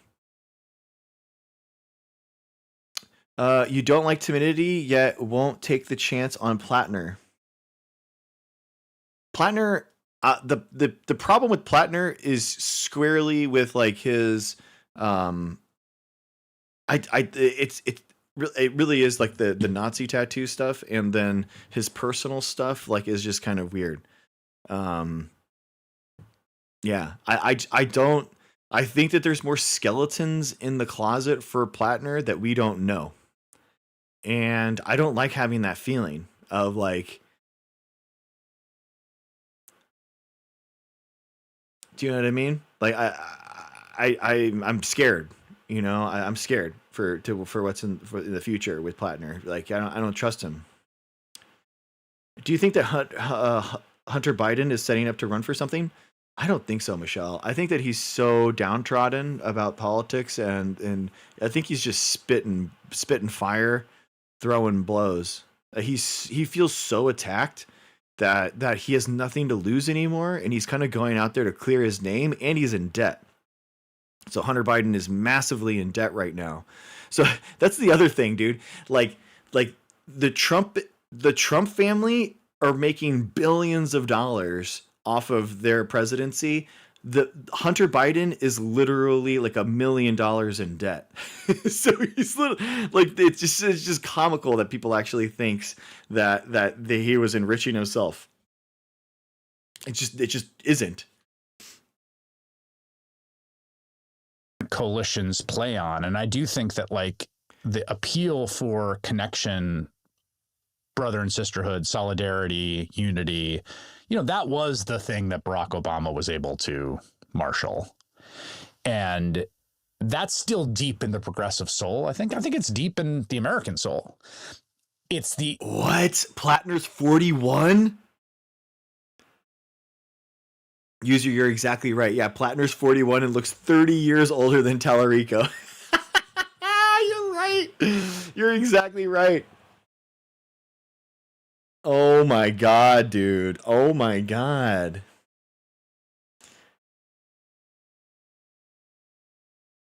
Hunter Biden smoked crack, my dude. Okay. I know, but he's also not running for president. I mean, running for Senate. And also, like, I like him as a political commentator. I just like him as a political commentator. So, again, Hunter Biden isn't running for Senate, though. Hunter Biden cheated on his wife with his brother's wife. I'm pretty sure. Did he cheat on his wife? Is that right? I'm not 100% sure. I'm dumb. I really don't know. But his political commentary and how astute he is and how in tune with what's actually happening, I think that he's good at that. I mean, like RFK was freebasing heroin off of public restroom toilet seats. You know what I mean? Like, bro is going like, for 15 years, RFK Jr. was doing the most degenerate, drug stuff that you could possibly do. So, like, and Hunter Biden talks about it publicly and says how he did a bad thing. He's wrong to do it. He was, it's a bad point of his life, and he's better for it. And he taught, he you know what I mean? Like, I think that actually how he's changed over time is beautiful. I mean, I don't know. I'm not a perfect person. I've made mistakes in my life, and how he talked about, moving on from that, figuring out who he was, getting up out of his depression and the messages that he got from his dad. And then it's like, it's incredible, dude. It's like the love that Joe Biden has for Hunter was amazing. It really made me tear up, dude. Like thinking when I heard him talking about it. So and the fact that the Republicans actually tried to weaponize that and try to make it like Hunter's like such a pussy or Joe Biden is so soft for saying he loved his son. I was just like, what the hell? You think that the Dems should have his energy, yet he's a failed son. For what? I think that he's made bad decisions. I think Hunter Biden's made bad decisions, but he's not a toxic human being. I think that the Trump family are toxic human beings for themselves and society. So I think it's a little bit different. Platner is a flawed human being, but he's not toxic to the other people around him. But because he's running for Senate, he might be toxic for the Democratic Party. So I think that might be a thing. So yeah. not what Donald Trump is totally incapable of playing in that register. I think the Republican Party increasingly in his era is incapable of playing that register. And by the way, Dem, like, look at the difference between crack and cocaine. I'm telling you, it's like, it's just check it out, dude, and see how popular blow was during the 80s and 90s and stuff, and then see like what, I don't know, dude. It's very racist, like, to that we have such a anti one against the other one. It's just it's really it is, I don't know.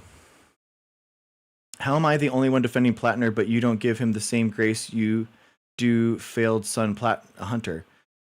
I mean, Hunter Biden doesn't have a, I mean, I said it in the first thing that I said, and I still agree with it. I think the Nazi tattoo is that's a big thing for me. Like, the fact that's even a sentence. But yes, it is. I mean, it is. That really is. That's a big part for me. Like, yeah, that is a big thing for me. The fact that that Hunter likes sleeping with women, that he likes to party, that's a lot different, you know. That's a lot different for me, you know. Yeah, Michelle, Coke was everywhere when I went to college in the 80s. Yes, Michelle. Yes, dude. When I was living in San Diego in my 20s, it was too, you know, like, so. Like, come on, you know. And the last thing I'll say, and I think this applies to John Ossoff as well. Where we're going next? Oh, good. When you think about, like, what's the opposite of Trump? Mm-hmm. One typology of the opposite of Trump is a nice young man.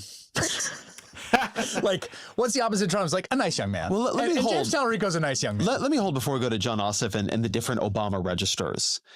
The nice young man, what it means to be nice, the weakness of being nice, has been the main form of attack the Paxton campaign has decided to unleash. Crazy. Like low T. That's a really good point. The weakness of being nice. Oh God, guys, they're gonna go through all the Paxton ads and they're gonna repeat the toxic masculinity that we were talking about. We were joking about just now.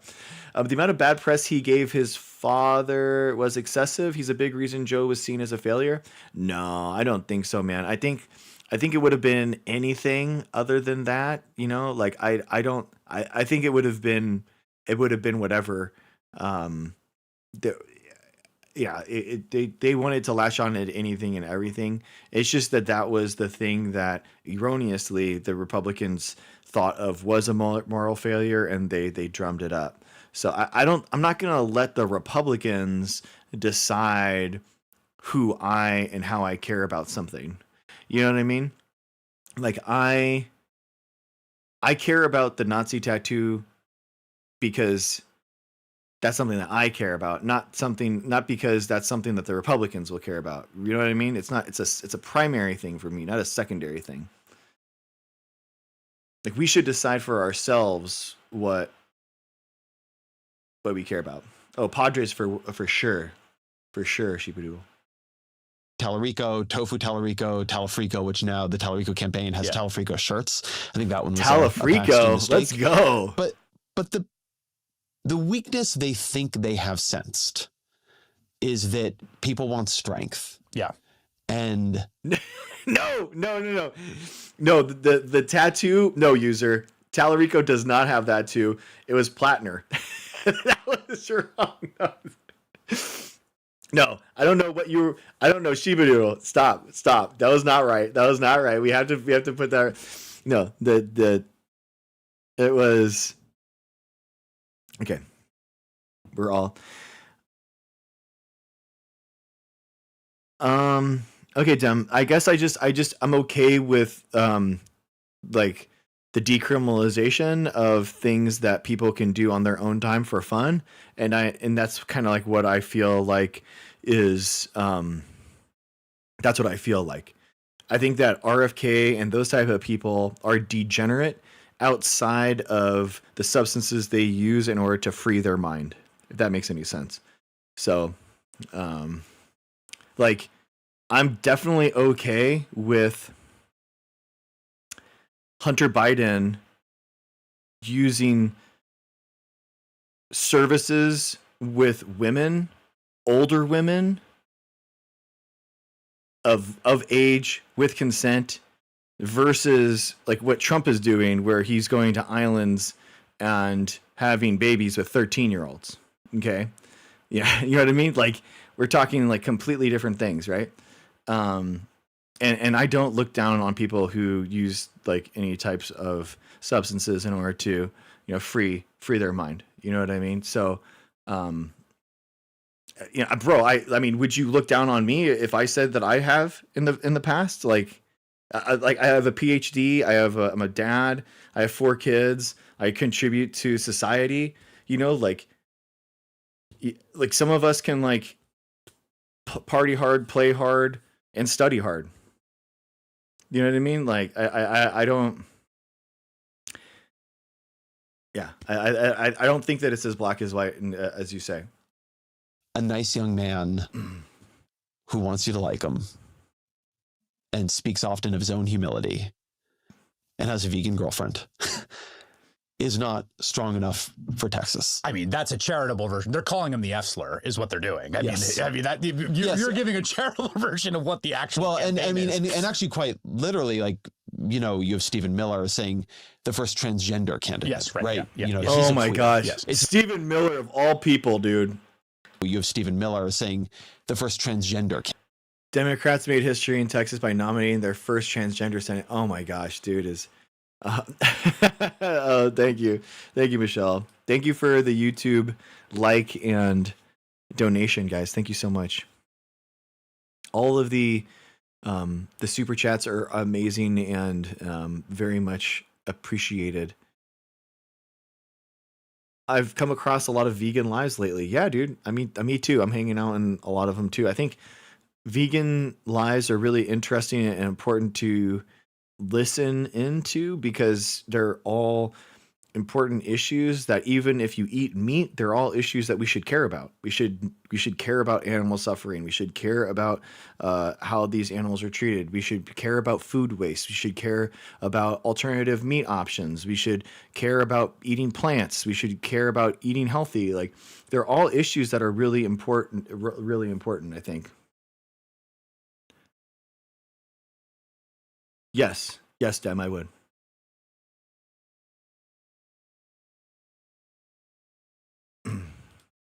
Yes, right. Right. Yeah, yeah, you know, yeah, he's yeah. a queer. Yes. It's very schoolyard, all of it. Yes. Yeah. When we take a step back and It's true, just like cruelty versus kindness. Yes, they're really playing into the campaign Tallarico wanted to set up. I once heard somebody around the Mamdani Cuomo campaign be like, they both got the exact antagonist they wanted. Yeah, that's a great point. That's a good point. Right? Yeah. And it just turned out Mamdani was right about which antagonist he wanted and Cuomo wasn't. In terms of that That's a good race and point. who's making the right tactical calls, we should just take a step back and say, you know, Texas is Texas for a reason. Yeah. And if you run a moderately competent campaign with a moderately competent candidate, you will win. I also think it's really weird to push, like, whoa, Dave! Oh my gosh! A $20 super chat, Dave! Bro! Holy moly, bro, thank you so much, Dave. Thank you, man. You were so kind. Thank you so much. Wow. Thank you. Wow. I totally forgot what I was going to say. Thank you, dude. Wow. Thank you. I really appreciate you. By 5 points. Like, as a Republican, it's just, you will win. This is Texas for a reason. Yeah. And if you run a moderately competent campaign with a moderately competent candidate, you will win by 5 points. Like, as a Republican, it's just, oh my gosh.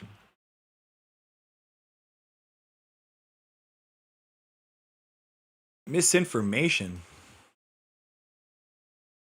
Oh my gosh.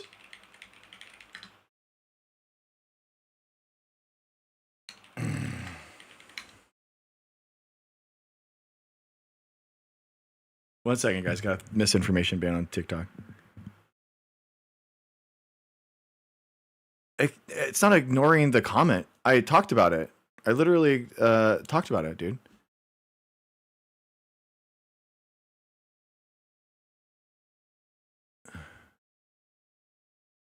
I think, like, bro, I think, like, there's a lot of symptoms of drug use are different than the incarceration and the prison that goes along with it and all that kind of stuff. And I think that decriminalizing it would make it a lot safer. I got a misinformation ban. Are meth dealers? No, dude. You're misunderstanding what I'm saying.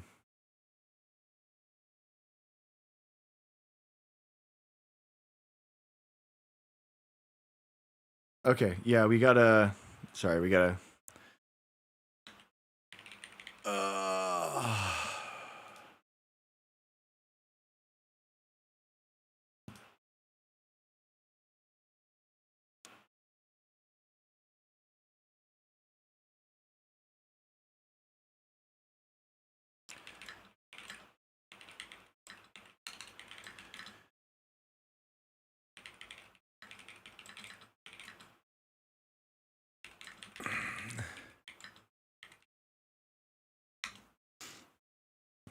Yes, I would decriminalize it. Yes, yes.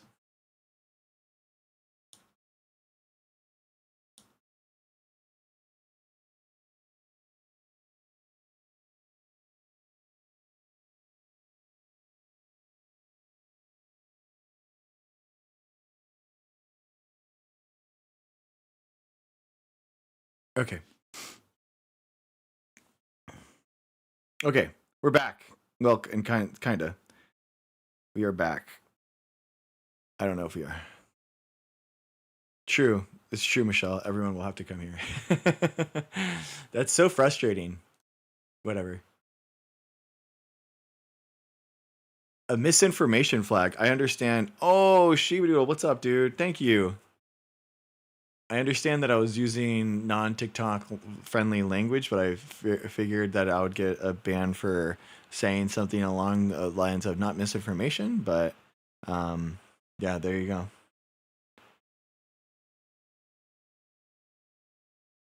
Users are a huge percentage of the population, so you disqualify someone just for using what about alcoholics? Um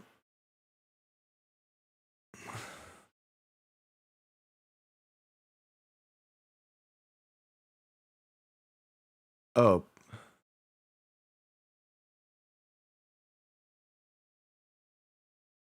Three days. I know, what was misinformation? I have no idea. It's very weird. Whatever.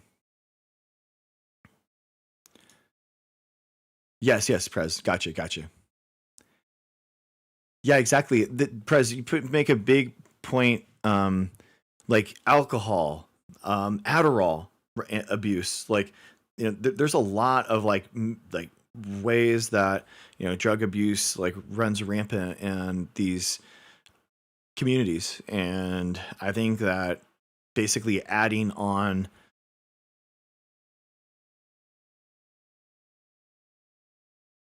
basically decriminalizing would help fix a lot of the systemic hardship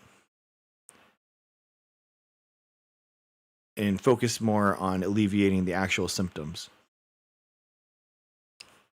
I don't think that druggies should be in Congress or president. So like, okay, so Obama used to do it.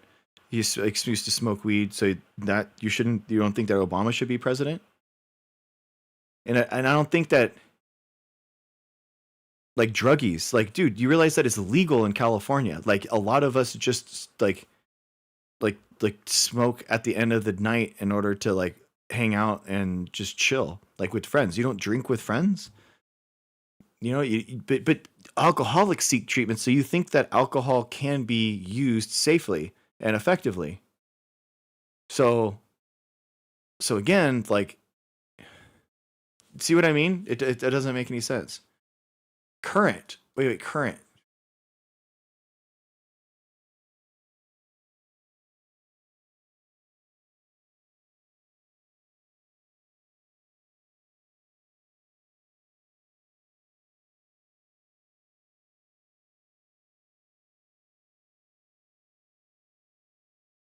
Pot isn't a serious drug. Hard drugs. Okay.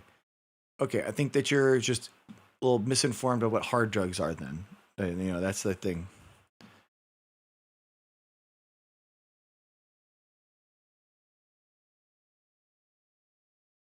I'm not trying to twist words, Dem.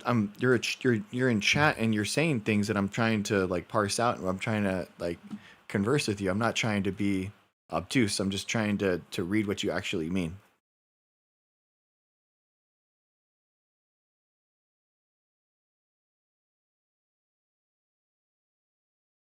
I did put the appeal in already. Yeah. We'll just have to see, you know, we'll have to see what happens.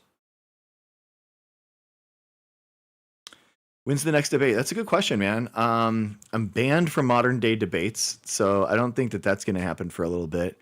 I'm trying to get into other debate spaces too. So, yeah, I'm curious. Curious if I can get into something else. Well, yeah, if you're addicted to things, then yeah, I would say.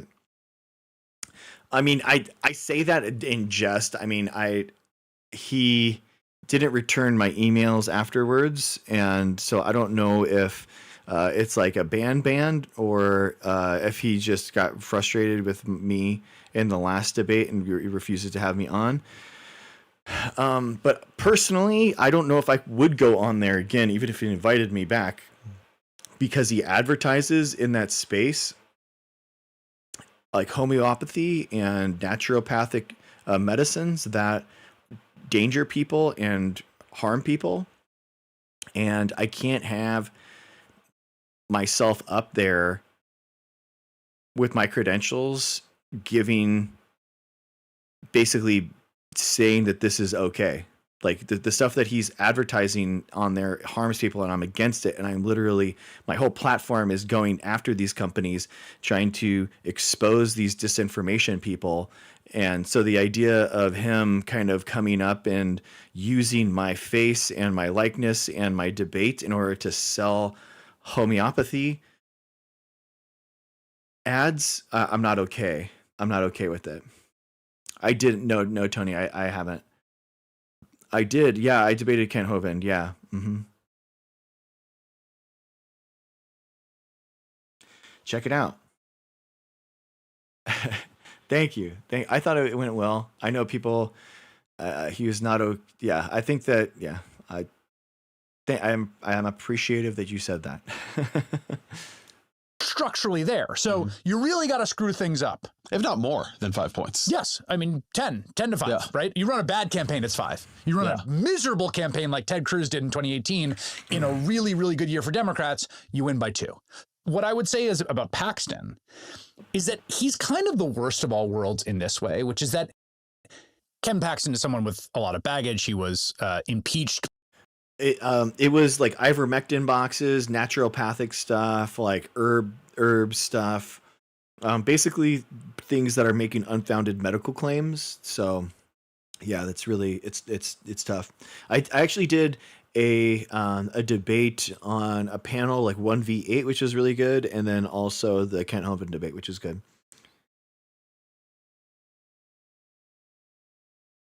Thank you. Awesome. Prez. Nice. By a supermajority Republican state legislature for corruption. He was indicted for securities crimes, although not convicted. He was also not convicted on his impeachment.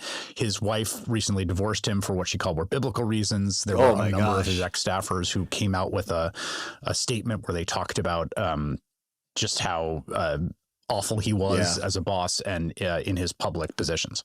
Yes. Yeah, exactly, Dave. Yeah. All of the dangerous stuff that they sell, that's like the naturopathic nonsense. Yeah, it was, I mean, fairness to him, it was at DebateCon 8 and not the regular debates, but at the same time, like, I think it's all the same, man. I was actually trying to go to DebateCon 8 and he didn't answer my emails, and I'm happy that I didn't go, because I would have been, I don't know what I would have been really frustrated if he used my image to sell those tickets. I've covered Ken Paxton a ton in my journalism career. you don't hear him talk that much. This is not a super charismatic Dave, guy. thank you so much. He's got all the baggage and none of the charisma. It's a weird combination of things, but it's not like there's some amazing magnetism on the other side of it. So if you were setting up the worst kind of candidate in this era who's got the kind of all the negatives of sort of high risk attentional strategies and none of the positives, it kind of is Ken Paxton. Yes. But this is where I think there's like just something genuinely interesting about Tallarico, because he, to me, shows that there's actually a lot of pathways in to breaking out attentionally. It's generally interesting that Tallarico was able to beat Jasmine Crockett, who is also like big MSNBC figure, Jasmine Crockett. Yes, and big on viral video, and is not super guarded and talky pointsy, you know, that and I think that's a good attribute, and it, you know, he beat her in that primary. But it goes to show, I think, that there's probably a lot of different angles that you can play here. I think one thing that these platforms sniff out, and I don't know why, but podcasting, video, etc., I think they sniff out inauthenticity. That in a way that was not true when you were giving quotes in newspapers or going on Meet the Press or being on the nightly news. I think actually inauthentic figures could do perfectly well there. Somehow institutions, to go back to what we were talking about, institutions don't care about authenticity.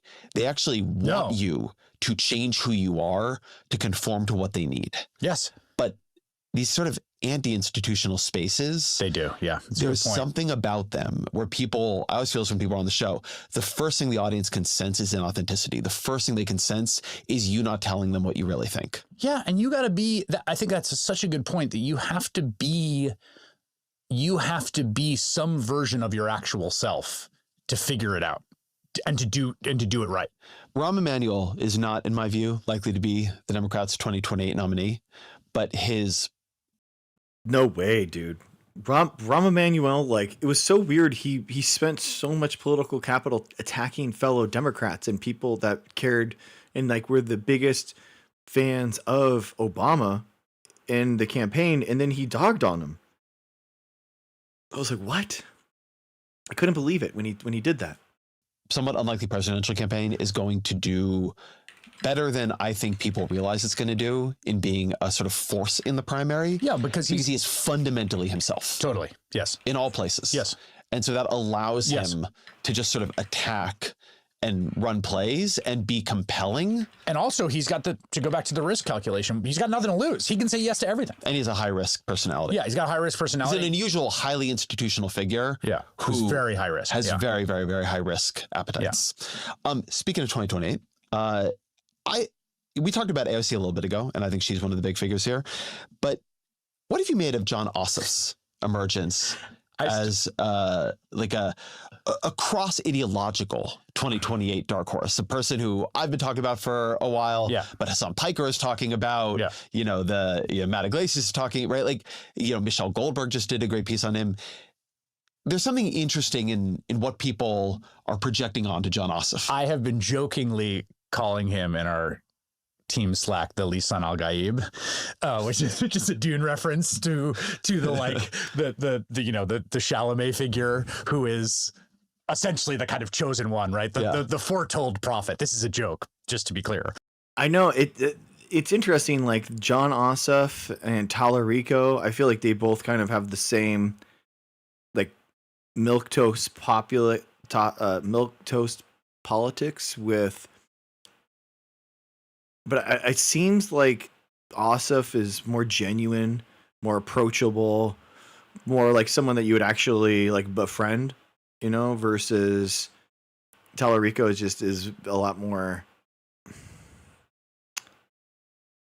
dried toast, you know, butter maybe, you know, buttered toast, like a good, it's, you know, good stuff, but also like. John Ossoff is like jam or something on it, where it's just a little bit more. It's just a little bit more there. Yeah, I think that the infighting is a definite problem. Yeah, I agree. I mean, I think that you infight, you talk about Ossoff as an adult. That's a good way to put it. And the reason that I use that is Jewish Kennedy, man. there Jewish is something Kennedy. about Oh my gosh. the way that he is performing his candidacy, the social media videos they're putting out, the fact that he is very conventionally handsome and young and could be in a movie. Like AOC, he's very controlled in his media. Yeah, he's not playing a volume game. Not playing. You don't see him on podcast interviews right now. No, not playing a volume game. I think that Guys, John Ossoff, famously same age as me. Look at him. That's crazy to think that. Yeah, he's. Wow. What did he do before becoming senator? U.S. House? Oh, okay.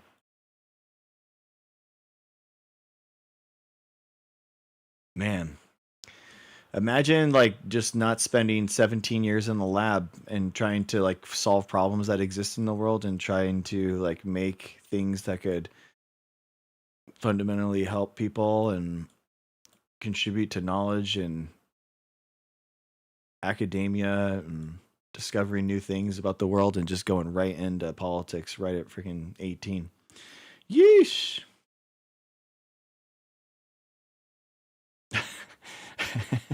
Anyway, AOC is too quiet these days. Yeah, I think she's definitely one of the ones that's like, again, yeah, she's like they were talking about. She's not really playing the firebrand. You know, she is definitely not. It's real white out here. he has figured out a way in a broadly palatable ideological fashion to leverage a populist moral critique of the rot of Trump that can appeal across the different Democratic factions, which is important. Mm-hmm. But also he's running for re-election in a swing state and is right now polling very well. We'll see what happens.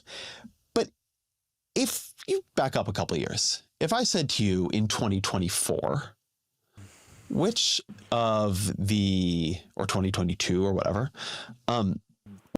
did I watch the UFC event? Yeah, I did. Hey, how's it going, F-On? I did watch the UFC event. I thought that it was really good. I thought the fights were really good. Pereira, I was really sad that I wish that he had so much more, dude. He had so much more to give, and I felt like he didn't live up to his own expectations. Gaethje, I can't believe Gaethje's a champion, dude, for how long he's been on the grind and like what he's been doing. It's just wild. But here we are. Wait, am I back?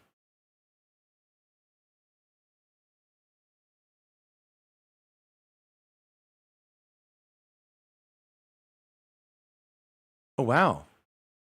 Appeal went through. That's gorgeous. That's gorgeous. That's gorgeous. You know what, guys? I'm just gonna get a backup going real quick.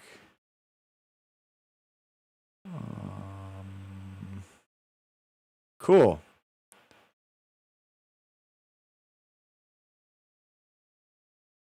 No, dude, it was so funny because he literally said that after one of like the worst fight I've ever seen.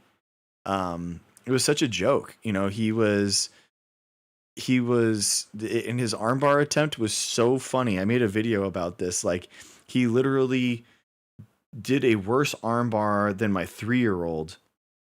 Didn't control the hand, didn't attack the elbow, didn't pin the shoulders. Like objectively, it was just he did an awful job. So I thought it was actually very funny of him that he's like just sitting here and saying that. And then on top of it, dude, like just the idea of this guy using in front of the White House, you know, using this stuff. I mean, guys, this is why the White House shouldn't be used in these aspects. You're basically platforming a guy that is openly transphobic and racist in front of the White House, and you're condoning it and platforming it. It's, you know, I mean, it's a huge problem. And that, I mean, that, yeah, that's why that's why our political buildings and our political institutions shouldn't be used for ads and marketing. I mean, you know what I mean? That's what it is. I mean, he really is a nobody, Tony. He really is a nobody. It's not like he is, you know, this guy that's like, oh wow, he's a huge up and comer. He's kind of just he's not that good.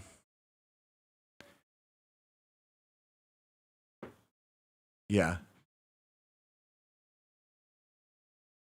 Yeah, that sounds like a feature, not a bug. Yeah, exactly.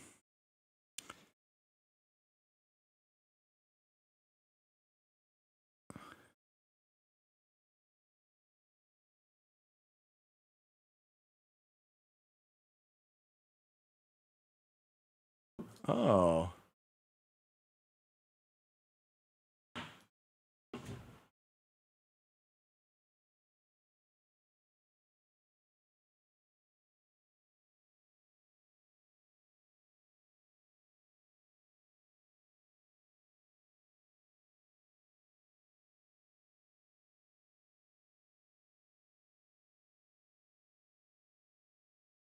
Oh, this is cool.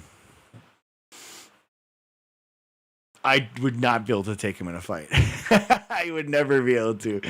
No, for sure not. Like for sure not. But that doesn't mean that he's still not a coward and an absolute vile human being. That's awful, you know. So, which of Georgia's Democratic Senate? Okay. Well, guys, the kids just got home. I got to go hang out with them, be a dad for a little bit. Thank you guys for hanging out. Thank you so much for the super chats. Thank you, Michelle. Thank you, Dave. Thank you, Tony. Appreciate you guys so much. I really appreciate you. We'll go live later tonight. Again, pick this up. And yeah, thanks, guys.